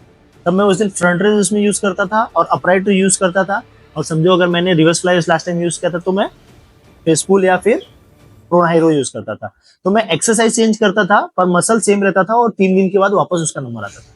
तो जैसे अभी बाइसेप में मैंने उस दिन अगर बारबल कर्ल किया था मैंने, तो आज मैं डंबल कर्ल करूंगा। सेम वैसे ट्राइसेप्स के लिए मैंने ओवरहेड एक्सटेंशन अगर उस दिन किया था तो मैं आज उसको स्कल क्रशर में लेके जाऊंगा। तो ऐसे वर्कआउट भी चेंज हो जाता था, एक ही वीक में 3 बार एक्सरसाइज भी होता था एक मसल का, पर एक्सरसाइज हर बार चेंज कर देता था मैं। तो 3 एक्सरसाइज आज, 3 एक्सरसाइज 3 दिन के बाद, और लास्ट वाला जो रहेगा वो 3 एक्सरसाइज 2 दिन के बाद। तो हर एक वीक में 9 एक्सरसाइज एक मसल का होता था, बट लेकिन 3 आज, 3 दिन के बाद, और 3 उसके 3 दिन के बाद, तो ऐसे चेंज करता था। ठीक है, before we move ahead with the podcast, sir आप अपने सर्टिफिकेशंस के बारे में बताइए। पहले तो आपका जो पर्सनल ट्रेनिंग का सर्टिफिकेशन है उसके बारे में बताइए। सर्टिफिकेशन देखो, जैसे मैंने भी बताया कि मेरे जीजा जी ने पहले मुझे मोटिवेट किया उसके लिए, और ये इवन उन्होंने ही उसका पैसा भी पे किया था। अभी कैसा था कि पैसे नहीं थे मेरे पास, और उन्होंने उसका फीस पे कर दिया, और बोले कि नहीं यार तुम जाओ, मैंने फीस पे कर दिया है, तुम अच्छे से खाली पढ़ो, बाकी जो होगा वो देखेंगे अपन, तुम पहले इस पे ध्यान दो। तो पहला वहाँ से कर लिया मैंने। वो करने के बाद मैं थोड़े दिन तक फिर क्या किया कि मैं बहुत पतला दुबला था, एकदम पतला सा था, गाँव से आया था और एकदम ऐसा अलग लगता था कि सब हंसते थे मेरे पे।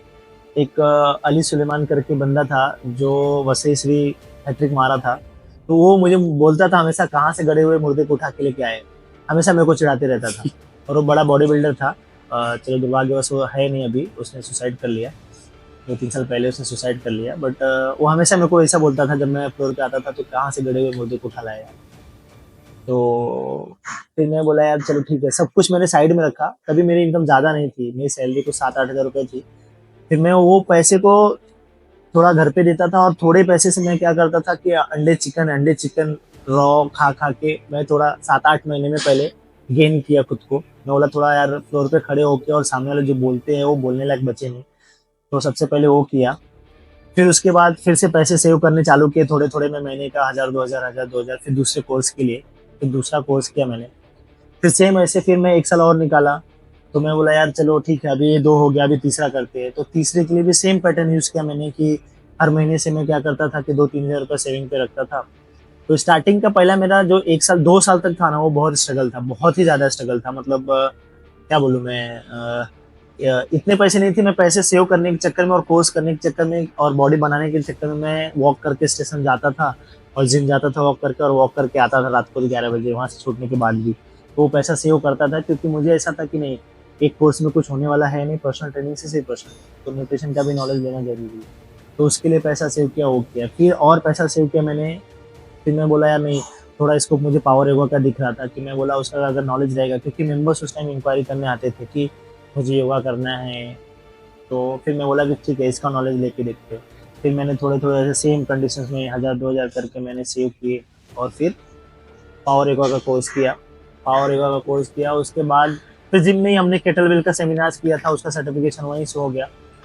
फिर उसके बाद तो फिर अच्छा फिर फ्लो हो गया कि अच्छे क्लाइंट्स आ गए मेरे पास, 18-20 क्लाइंट थे उस टाइम पे। फिर पैसा आने लगा, ठीक है, तो सब स्मूथली होने लगा, जैसा चाहिए था वैसा। फिर बॉडी के लिए जो भी खर्चा करना था वो हो जाता था, घर पे जो देना था वो हो जाता था। फिर एक फिर से टाइम ऐसा आया जो ब्रेक हुआ। मैंने फिर एक जिम से जो ये यहाँ पे चालू किया था मैंने, जॉनसन फिटनेस हब। जब मैं वो जिम छोड़ा, फिर मुझे घर पे बैठना पड़ा 5-6 महीने तक। फिर मसल इंजीनियर जिम चालू हुआ, तो वहाँ पे एज ए फिटनेस मैनेजर मैंने ज्वाइन किया। फिर वहाँ से उसके पहले ही मतलब जब भी मैं घर पे बैठा था 5-6 महीने, तभी मैंने प्रोग्रामिंग का कोर्स किया, जो साहिल दरड़िया ने मेरे को कराया। ठीक है, उसके फीस की टेंशन नहीं थी, क्योंकि उसका फीस मसल इंजीनियर का जो ओनर था गोपाल फौजदार, उसने पे किया था। तो वो कोर्स मैंने किया, तो वहाँ से बहुत सारी चीज़ें सीखने मिली, और बहुत सारा पिक्चर क्लियर हुआ कि नहीं यार, फिटनेस में क्या करना चाहिए, कैसे होना चाहिए, जो लोगों की गलतियाँ हैं वो क्या है। तो जब मैंने वो प्रोग्रामिंग का कोर्स किया, तो बहुत सारी चीज़ सीखने मिल गई। फिर वो करके मुझे लगता है 7 साल हुआ रहेगा, 7 साल पहले मैंने वो कोर्स किया। फिर ये अपना इंडिविजुअल प्रोग्रामिंग जो होता है उसके बारे में सीखा। फिर अभी लास्ट 2 साल पहले, 1.5 साल पहले मैंने एनाबॉलिक का कोर्स किया मसल हॉलिक से, जो डॉक्टर प्रशांत मन्ने का है। तो सब लोग बोलते थे कि यार स्टेरॉइड स्टेरॉइड स्टेरॉइड, तो मेरा भी काफ़ी मन होता था कि मैं भी लेके बॉडी बना लूँ, मैं भी लेके बॉडी बना लूँ। फिर मेरे दिमाग में ये आता था कि नहीं यार, मेरे घर पे कोई बैकअप है नहीं दूसरा, अगर मुझे कुछ हुआ तो क्या होगा। तो मैं सोचा यार कि जो बॉडी बनाने के लिए मैं पैसा खर्चा करने वाला हूँ, तो 60-70 हज़ार रुपये डाल के मैं एक कोर्स कर लेता हूँ, पहले उसके बारे में समझता हूँ। तो एटलीस्ट मुझे ये रहेगा कि मैं खुद तो एजुकेट रहूँगा, और सामने वाले को कर पाऊंगा कि चलो यार, लेना है या नहीं लेना है, सही टाइम क्या है उसका लेने के लिए। तो इसके लिए मैंने बॉडी बनाने के पीछे नहीं भागा, मैं पहले इसके पीछे भागा कि चलो कोर्स करके लेता हूँ, लोगों को सिखा पाऊँ वो सब चीज़ें। तो मेरा मोटिव ये था कि एक बॉडी बनाना अलग चीज़ है, मैं तो लेके एनाबॉलिक मैं भी बना सकता था बॉडी, बट लेकिन मैंने सोचा कि चलो बॉडी बाद में बनाएंगे, देखेंगे, पहले कोर्स कर लेते हैं, फिर सामने वाले को सिखाने के लिए अच्छा हो जाएगा। कोई भी एथलीट अपने पास आता है, तो बोलता है यार ये लेना है वो लेना है, तो अपने को उसका नॉलेज रहेगा, तो अपन उसको अच्छे से गाइड कर पाएंगे। इसके लिए फिर एनाबॉलिक का लास्ट कोर्स किया मैंने। अभी देखते हैं कुछ अगर प्लान हुआ तो, अभी आगे एक और प्लान है, चल रहा है, 1-2 कोर्स और करना है। क्या किस चीज के रिगार्डिंग है सर प्लान आपका? अभी प्लान ऐसा है कि मास्टर्स का कोर्स करना है मुझे, जो मास्टर्स के लिए देख रहा हूँ मैं कि क्या कर सकते हैं। बट पहले कैसा, पहले ही प्लान था मेरा करने के लिए, पर कैजाद सर जो थे जो मास्टर्स का कोर्स कराते थे, वो अभी है नहीं, वो एक्सपायर कर गए, कोविड के बाद वो एक्सपायर हो गए। तो एक्चुअली वही एक अच्छे ट्रेनर, मतलब एक अच्छे लेक्चरर थे जिनके पास से मतलब प्लानिंग था कि करे, बट वो अभी है नहीं। तो अभी दूसरा ऐसा कुछ दिख नहीं रहा है मुझे कि करने का, लेकिन करना है। अभी देख रहा हूँ कि कोई अच्छा लेक्चरर मिले जहाँ से वो किया जा सके। फैजाद, मतलब फैजाद फैजाद कपाड़िया, जो K11 K11 के फाउंडर। तो सर आपने जो अपनी फिटनेस सर्टिफिकेशन की है वो K11 पहले के हाँ थ्रू वहीं से की है, और उनके पास से मुझे मास्टर्स करना था, बट लेकिन अभी वो है नहीं कोविड के एक्चुअली। कोविड के बाद आई टाइम पे थिंक। हाँ आई थिंक वो एक्सपायर कर गया Death हो कोविड के गया। बाद ही। तो सर आपके पास अभी K11 से फिटनेस सर्टिफिकेशन, देन न्यूट्रिशन का कोर्स, हाँ देन योगा एनाबॉलिक का course, power yoga power yoga, and kettle kettlebell and programming, individual programming. सबसे बड़ा तो वही है, देखो लोगों में सबसे बड़ा मिथ वही है कि अगर वो चीज उनको समझ में आएगा तभी वो आगे कुछ कर पाएंगे। प्रोग्रामिंग करना बहुत जरूरी है, क्योंकि ट्रेनर्स का जब कोर्स कराया जाता है उसमें थोड़ा बहुत प्रोग्रामिंग बताते हैं, लेकिन ट्रेनर्स क्या करते हैं उस टाइम ध्यान नहीं देते, उसके बारे में वो समझते नहीं। तो बाद में मैंने जब किया अलग से इसका, तो मुझे समझा कि नहीं एक्चुअल में उसका रोल क्या है, जिम में फिटनेस इंडस्ट्री में क्या रोल है, बहुत ज्यादा रोल है उसका। वो समझना बहुत जरूरी है सबको, अगर सेफ साइड जाना है तो।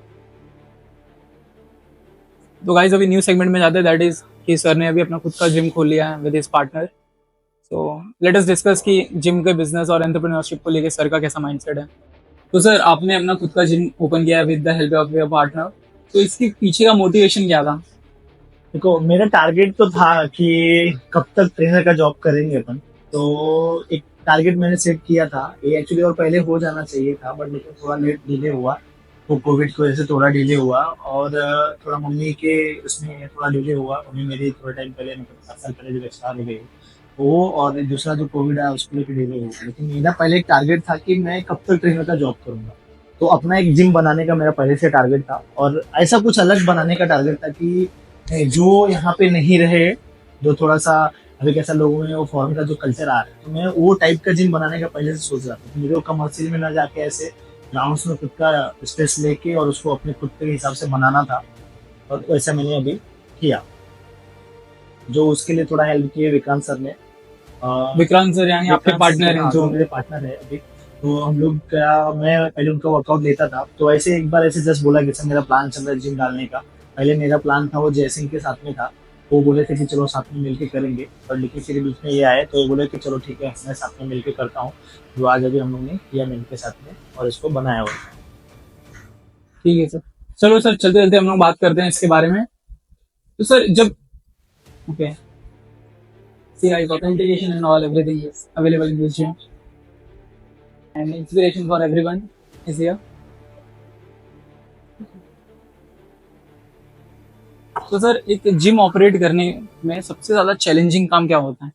आप अभी ओनर है, काफी टाइम से जिम ओपन हो चुका है, तो आपको सबसे ज्यादा चैलेंजिंग क्या लगा?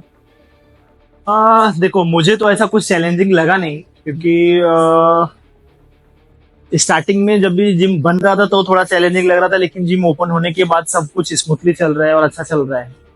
तो लेकिन जैसे जैसा मैंने सोचा था सब बढ़िया चल रहा है, तो ऐसा मुझे कुछ ऐसा चैलेंजिंग लगा नहीं। तो जो मैंने 10 12 13 साल मेहनत किया था वो आज एकदम अच्छे से रंग ला रही है। मतलब बोल सकते हैं कि वही मेहनत जो थी जो अच्छे से स्मूथली उसको चला दिया।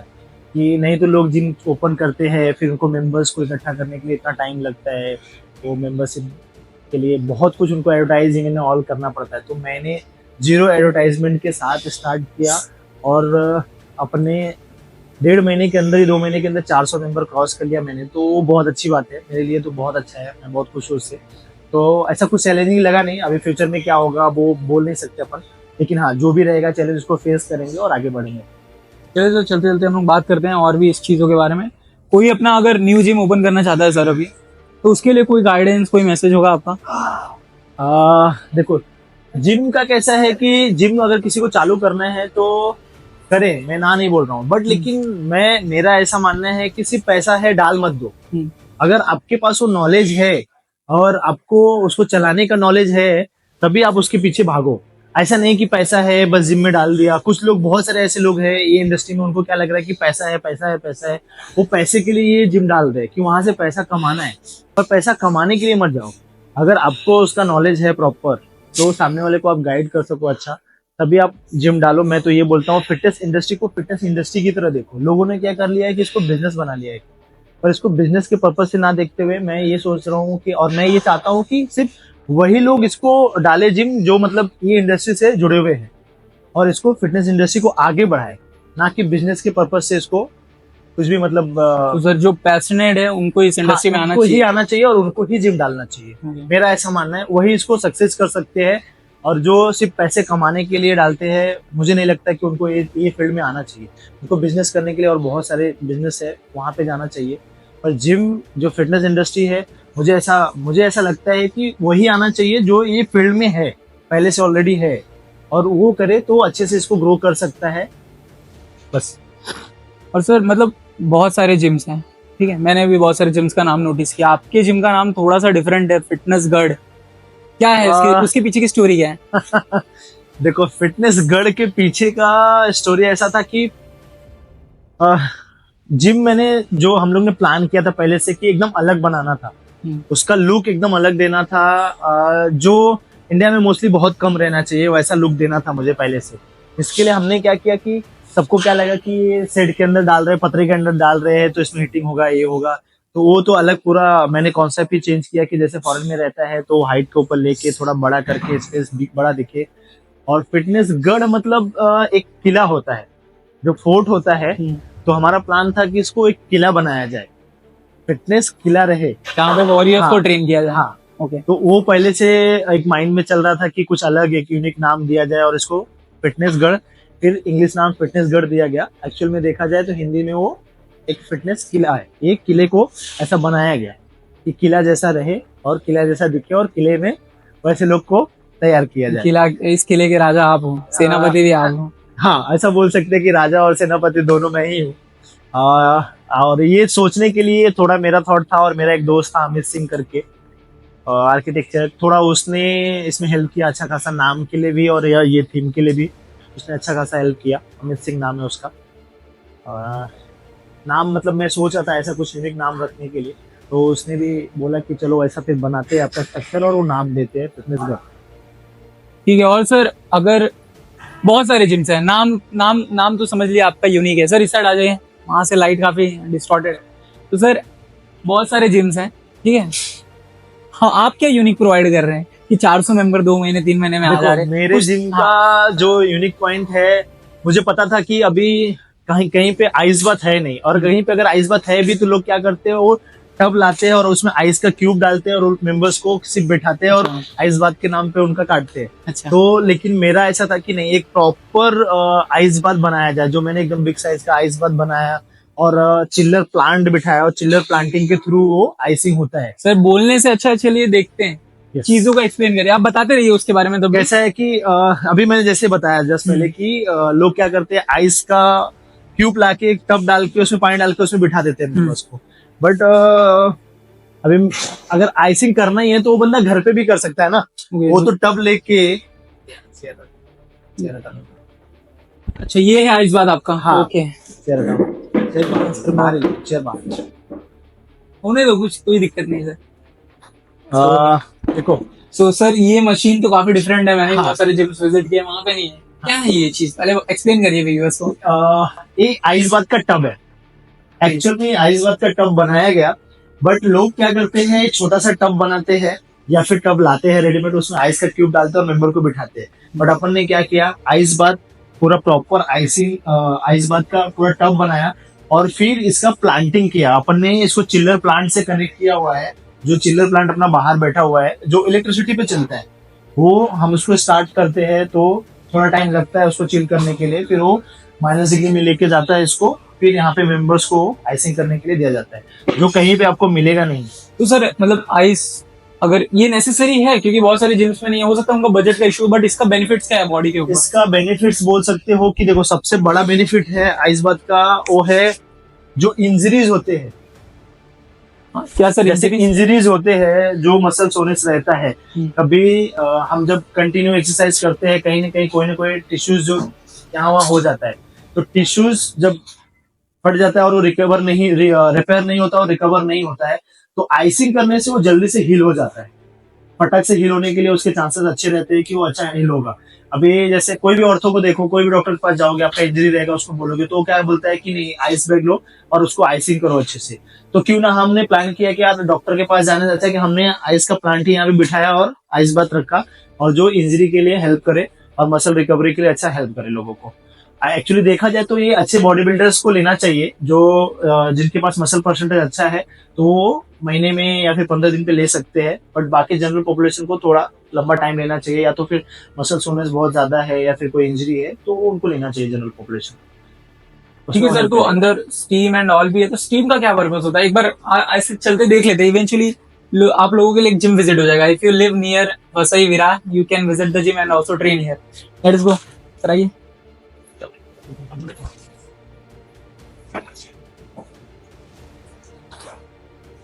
वहाँ इधर ही रहिए, इधर ही रहिए, यूरिनल के पास मत जाइए। नहीं मैं हाँ, के लिए चलो बोलिए सर। आ, ये देखो, ये अपने जिम का वॉशरूम है। सर ऐसा नहीं लग रहा कुछ मॉल का फिनिश आ रहा है, मतलब इवेंचुअली अच्छा काम किया आपने। एक्चुअली मैं बहुत सारे जिम में गया या विजिट किया या फिर जहाँ पे जॉब किया, लोग क्या करते हैं कि सब कुछ अच्छा बनाते हैं जिम, वो उनका फोकस क्या रहता है कि जिम खाली फ्लोर अच्छा होना चाहिए। लेकिन मेरे माइंड में था कि नहीं यार, अपना वॉशरूम अच्छा होना चाहिए। आदमी इंसान जब भी आता है एटलीस्ट वहां से उसको लगना चाहिए कि नहीं, कहीं पे तो किसी वॉशरूम में अपन नहीं गए, कि अच्छा थोड़ा सा उसका। इसके लिए मैंने क्या किया कि जिम का फ्लोर तो था, वो तो था ही, बट लेकिन मैंने वॉशरूम के लिए जो एरिया चूज किया वो काफी बड़ा किया हुआ है। बाकी जिम से अलग सोचा है मैंने कि नहीं, मेंबर को कंफर्ट कहाँ लगता है, वो जब एक्सरसाइज करता है आता है यहाँ पे एटलीस्ट फ्रेश होने के लिए, हाथ मुंह धोने के लिए, तो उसको लगना चाहिए कि नहीं थोड़ा रिलैक्स है। नहीं तो लोग क्या करते हैं कि वर्कआउट करते हैं और फटक से मुंह पे पानी मार के फिर फ्लोर पे जाते हैं हवा खाने के लिए, कि नहीं यार वहां तो। वो मेरे दिमाग में था कि नहीं, फ्लोर पे अगेन नहीं जाए बंदा, वर्कआउट करके आए तो अंदर ही उसको रिलैक्स ऐसा लगना चाहिए। इसके लिए ये पर्पज था कि वॉशरूम एकदम अच्छा बनना चाहिए, चेंजिंग रूम अच्छा बनना चाहिए, और स्टीम रूम का भी वही पर्पज था। लोग क्या करते हैं कि 4x4 का स्टीम रूम बना देते हैं, 2 जन को उसमें खड़ा कर देते हैं, चलो अंदर स्टीम हो स्टीम गया। रूम है हमारा। Yes yes. तो सर स्टीम का क्या एडवांटेज है, लोग स्टीम क्यों लें? स्टीम का एडवांटेज है, देखो कैसा होता है कि उसमें भी बहुत लोगों का गलत मिथ है कि मेरा वेट लॉस होगा, मैं गोरा हो जाऊंगा। अच्छा। यार मुझे ऐसा तो नहीं लगता कि इसमें कोई गोरा होगा या किसी का वेट लॉस होगा। थोड़े टाइम के लिए वो वाटर लेवल गिरता है बॉडी का, जो अगर हम जैसे स्टीम के पहले जो वेट देखते हैं और स्टीम के बाद वेट देखते हैं उसमें 1-2 किलो का डिफरेंस आता है, क्योंकि बॉडी का वाटर लेवल निकलता है। अभी बॉडी अपना जो टिश्यूज होता है, मसल टिश्यूज होता है, वहां से इलेक्ट्रोलाइट को बाहर निकालता है जब आप स्टीम में बैठते हो। तो इसके लिए वो थोड़े टाइम के लिए वेट कम दिखाता है, और थोड़े टाइम के लिए आपको ऐसा लगता है रिलैक्सेशन के लिए। बट ठीक है, एक रिलैक्सेशन के लिए ठीक है, बट लेकिन लोगों ने तो उसको मतलब वेट लॉस और गोरा होने का एक जरिया बना लिया कि नहीं यार, हर सैटरडे जाते हैं, हर संडे जाते हैं तो मैं उसमें गोरा हो जाऊंगा। ऐसा कुछ होता नहीं है। कोई गोरा और काला जो रहता है वो तो अपने जेनेटिक में रहता है, और जो ऊपर वाले ने बनाया वही रहेगा वो। तो स्टीम लेने से ना गोरा हो सकते हैं हम, ना काला हो सकते हैं, ना वेट लॉस कर सकते हैं। वेट थोड़े टाइम के लिए कम दिखाता है क्योंकि वो वाटर परसेंट ड्रॉप होता है। जैसे आप अगेन थोड़ा सा मील लेते हो या पानी पीते हो तो वेट वेट वहां पे वापस चला जाता है। तो ये सब मिथ है। थोड़ा रिलैक्स होता है तो स्टीम लेना चाहिए, बट ठीक है, ठीक है, महीने में 1-2 बार लिया ठीक है। बट अभी कुछ मेंबर हमारे पास भी ऐसे हैं जो हर सैटरडे और संडे आ जाएंगे, स्टीम लेना है, मैं उससे बुरा हो जाऊंगा। अब अब फिर मेरे को हंसी आती है उनपे कि क्या बोलूं मैं उनको। 1-2 मेंबर्स को समझाया भी मैंने कि नहीं उसका रीजन क्या होता है, बट लेकिन वो समझने के लिए तैयार ही नहीं है। उन्होंने बस, उनका कैसा है कि पैसा पे किया है तो भाई बस उनका जान खाना है बस। ओके सर, ये काफी इंफॉर्मेटिव था। एंड ऑल्सो एक और चीज बताइए मुझे कि मैंने नोटिस किया है वसई विरार में जो मोस्ट ऑफ द जिम्स हैं, शावर्स का ज्यादा ध्यान नहीं देते, अच्छे शावर्स नहीं बनाते वगैरह वगैरह। आप, मैंने अंदर नोटिस किया कि दो दो शावर हैं, 3-4 एक्स्ट्रा यूरिनल्स हैं, फिर 3-4 ये हैं, मतलब बाथरूम्स हैं, कि क्राउड भी हो तो मैनेज हो जाए इसलिए। हाँ, वही पर्पज पहले से था मेरा। एक सेकंड। हाँ, पीछे पीछे रॉ रहेंगे वो।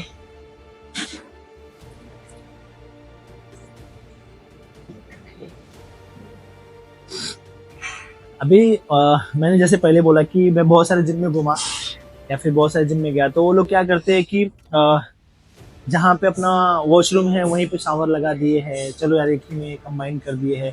बट आदमी यार कंफर्ट नहीं होता है, वो चीज़ मुझे पहले से पसंद नहीं थी कि मैं वहीं पे नहा रहा हूँ, दूसरा उसी में टॉयलेट करने आ रहा है, तो मुझे पहले से कंफर्ट नहीं था। तो मैंने इसीलिए प्लान किया था कि एक टाइम पे अपने पास अगर 10 मेंबर भी आते हैं और स्टीम लेने जाते हैं तो कंफर्टेबल एकदम होके एटलीस्ट 2-3 मेंबर आराम से नहा सके वहाँ पे, और बाकी लोग स्टीम ले सके, तो वो प्लानिंग करके मैंने पहले से बनाया था, क्योंकि मैं बहुत सारे जिम में देखा तो वो कंफर्ट मुझे लगा नहीं। जब मुझे कंफर्ट नहीं लगा तो जो पैसा दे रहा तो वो कैसे कंफर्ट रहेगा उसमें।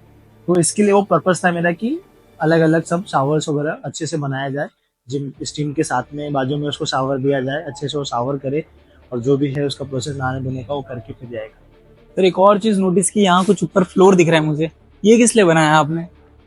ऊपर हाँ।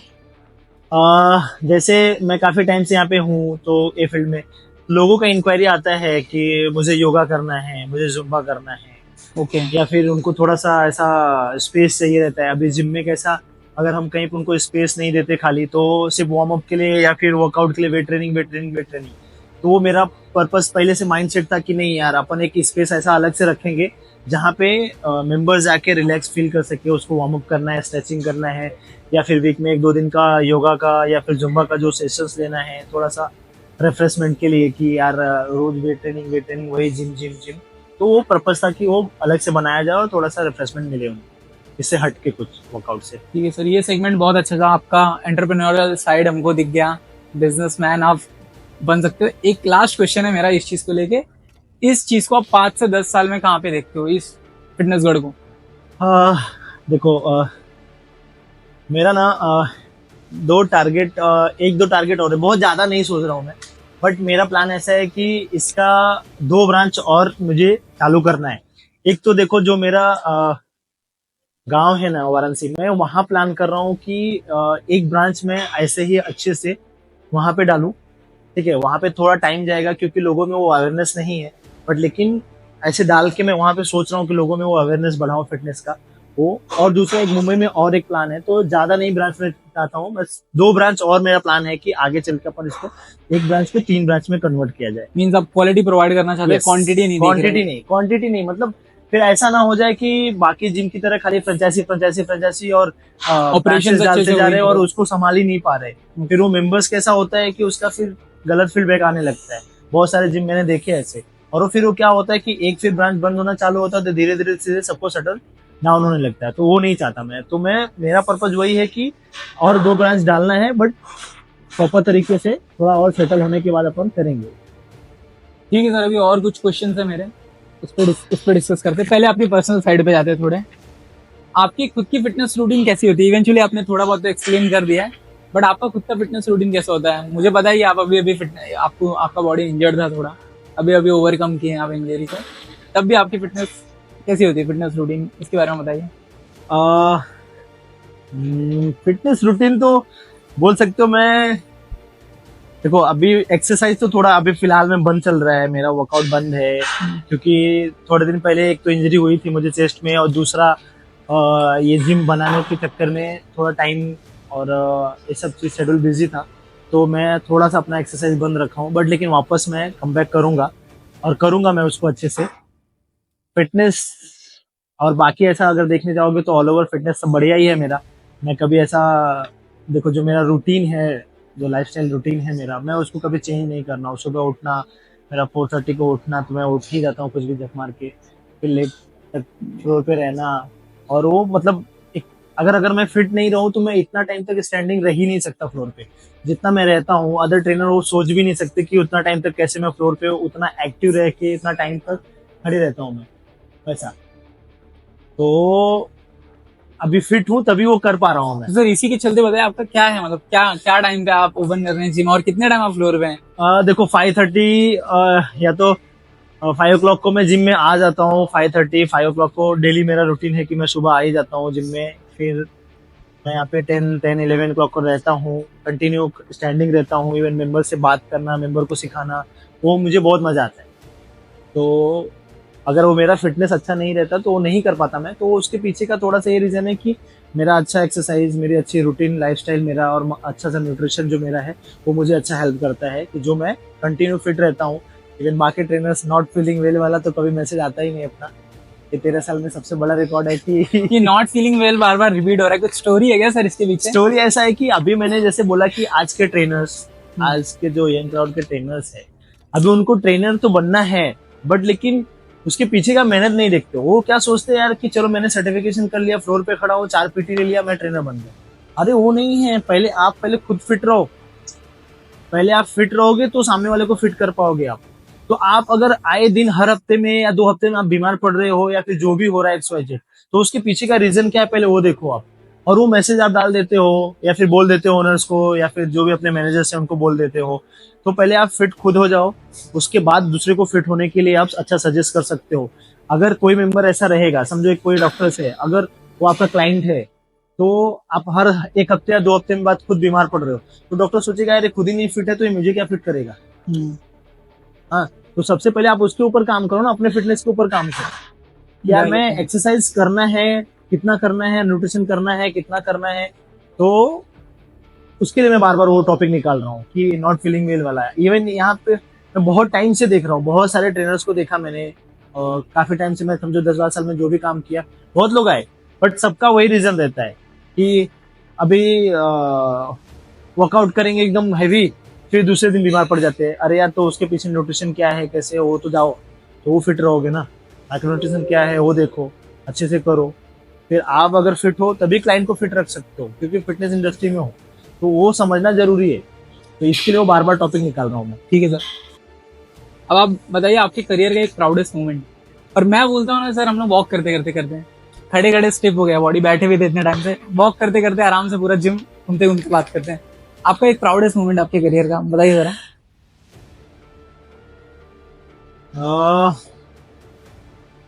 प्राउडेस्ट मोमेंट देखो, जो अभी चल रहा है रिसेंट में, वो तो मेरे लिए काफी प्राउड ही है। अभी रिसेंट में जो 1-1.5 महीने से चल रहा है, दिसंबर 6 के बाद से जो चल रहा है, वो मेरे लिए काफी प्राउड ही है। पहले कैसा था कि एक नॉर्मल ट्रेनर वही लाइफस्टाइल रोज रोज का चल रहा था, लेकिन जब अभी लोग बोलते हैं कि नहीं यार ये आपका जिम है, तो ऐसा लगता है कि नहीं चलो कुछ तो मैंने अचीव किया। अभी जो भी प्रॉफिट हो, जो भी लॉस हो, वो तो बात की बात है, वो तो बिजनेस पर्पज से हो गया। लेकिन जो प्राउड होता है ना कि नहीं ये आपने किया, तो एक अलग सा फील होता है कि नहीं चलो यार कुछ तो लाइफ में किया। पैसा तो कभी भी बनाया जा सकता है, बिगाड़ा जा सकता है, बट लेकिन ये सबसे बड़ा प्राउड लगता है मुझे, जब मेरे पहचान वाले या फिर किसी जिम के मेंबर्स या किसी जिम के ट्रेनर्स या किसी जिम के ओनर्स कभी मिलने आते हैं जब जिम में मुझसे, तब वो जब बोलते हैं कि अरे विपिन ये तुम्हारा है, तो मुझे ऐसा लगता है कि अरे हाँ चलो, अच्छा हो गया, हाँ प्राउड तो फील हो होता गया। है। हाँ, कुछ तभी सबसे ज्यादा प्राउड फील होता है मुझे।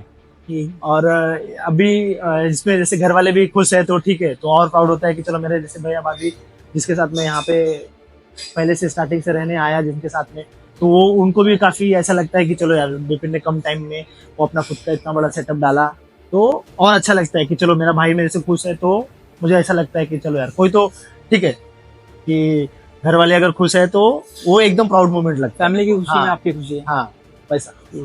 कोई एक गिल्टी प्लेजर फूड जो खाते हैं फिर बाद में गिल्टी भी फील होता है लेकिन प्लेजर भी मिल रहा है, वैसा कुछ एक फूड ऐसा?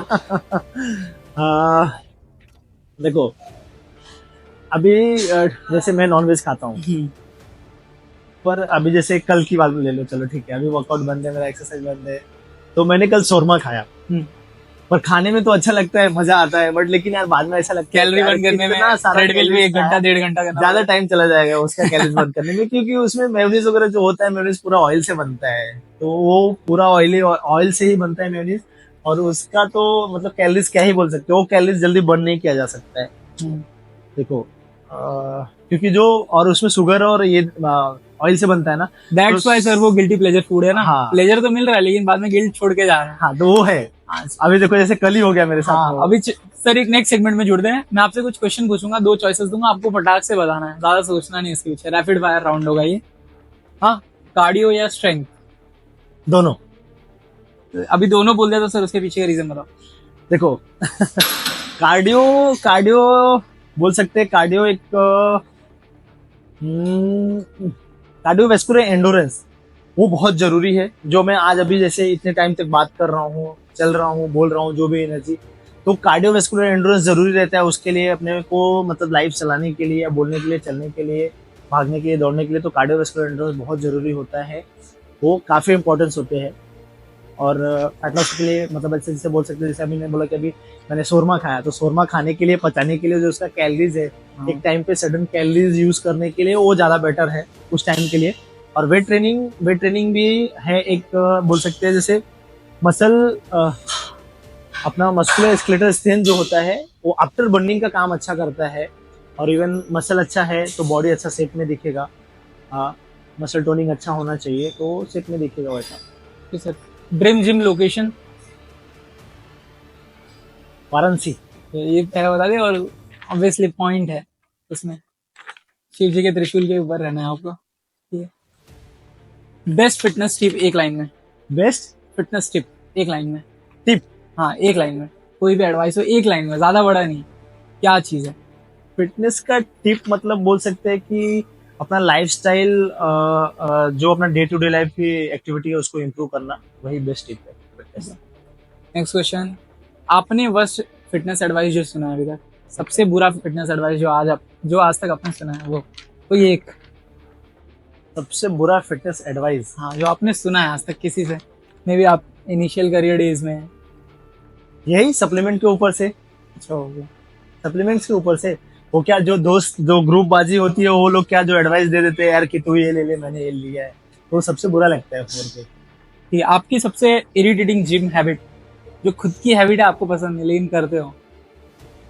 ऐसी जिम की तो कोई हैबिट नहीं है कि जो मुझे पसंद नहीं है। अरे मैं बता सकता हूँ। Shreyas sir, sir sir Gupta sir, कहाँ जा रहे हो? फ्रेम से बाहर मत जाओ। आप बताओ इनकी सबसे बुरी हैबिट क्या है? बहुत गुस्सा करते हैं ना फ्लोर पे, बहुत डिसिप्लिन में बहुत रहते हो, वो तो अच्छी हैबिट है, लेकिन साथ में गुस्सा भी अलग आसमान पे होगा।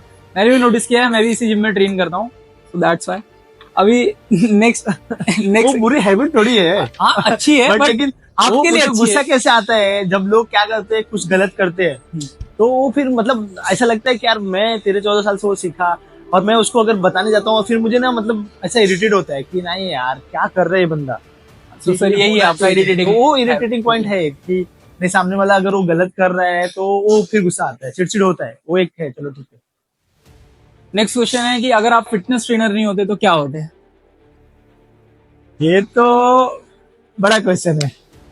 देखो करिए कुछ ऐसा शॉर्ट में।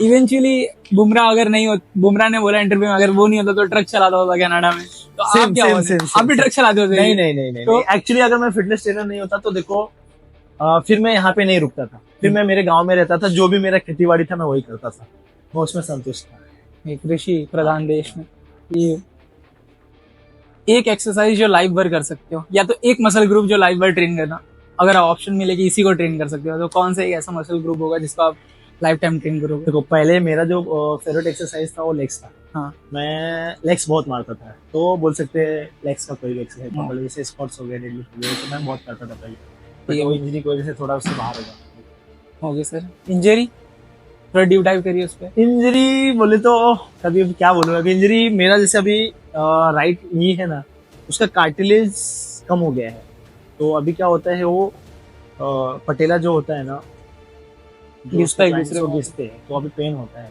और स्टैंडिंग में मैं काफी टाइम रहता हूँ, तो डॉक्टर्स ने बोला कि थोड़ा संभालो उसको, नहीं तो जितना कार्टिलेज कम होगा फिर फ्यूचर में उतना प्रॉब्लम होगा, तो इसके लिए मैंने थोड़ा एक्स्ट्रा वर्कआउट कम कर दिया या फिर ना के बराबर कर दिया, ऐसा।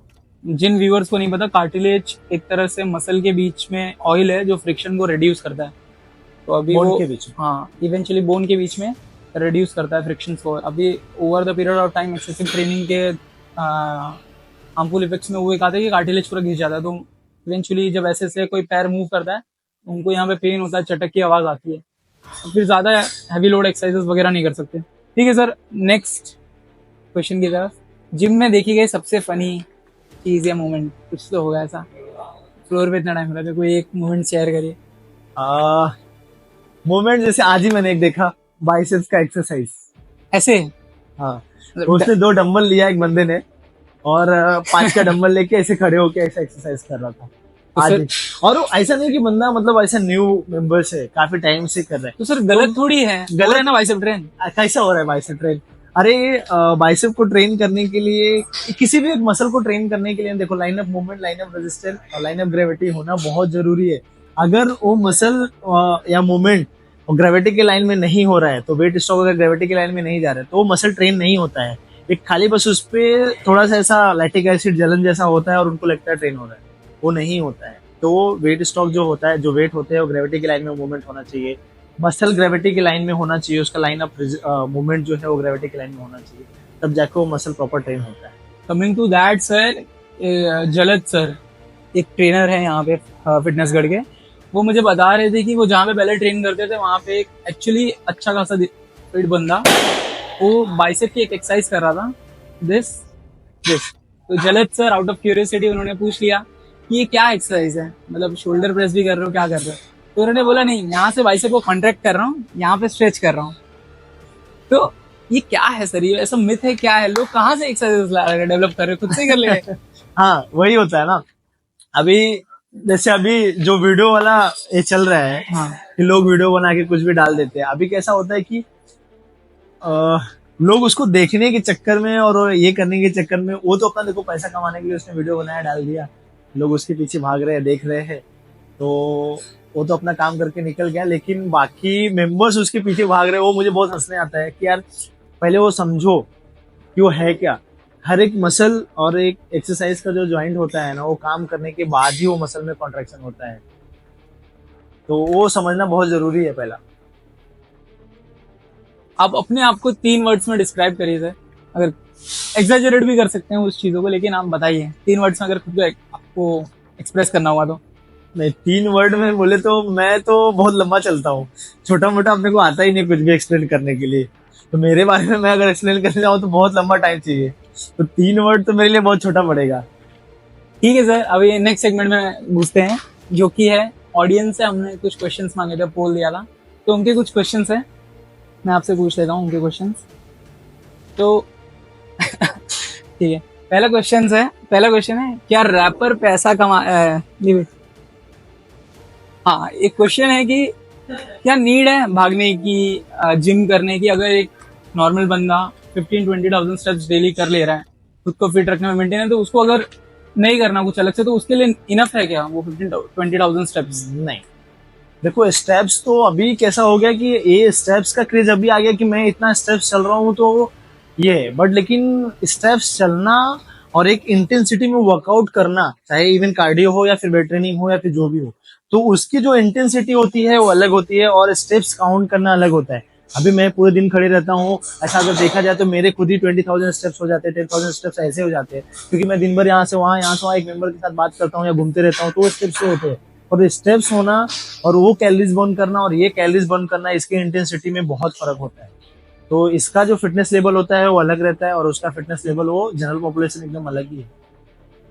ठीक है सर, अभी नेक्स्ट क्वेश्चन है, इवेंचुअली आपने स्टेरॉइड पे बहुत सारी चीजें दे दी है, तो एक नॉर्मल सा पॉइंट करना रहेगा स्टेरॉइड्स पे, तो आप क्या बोलेंगे?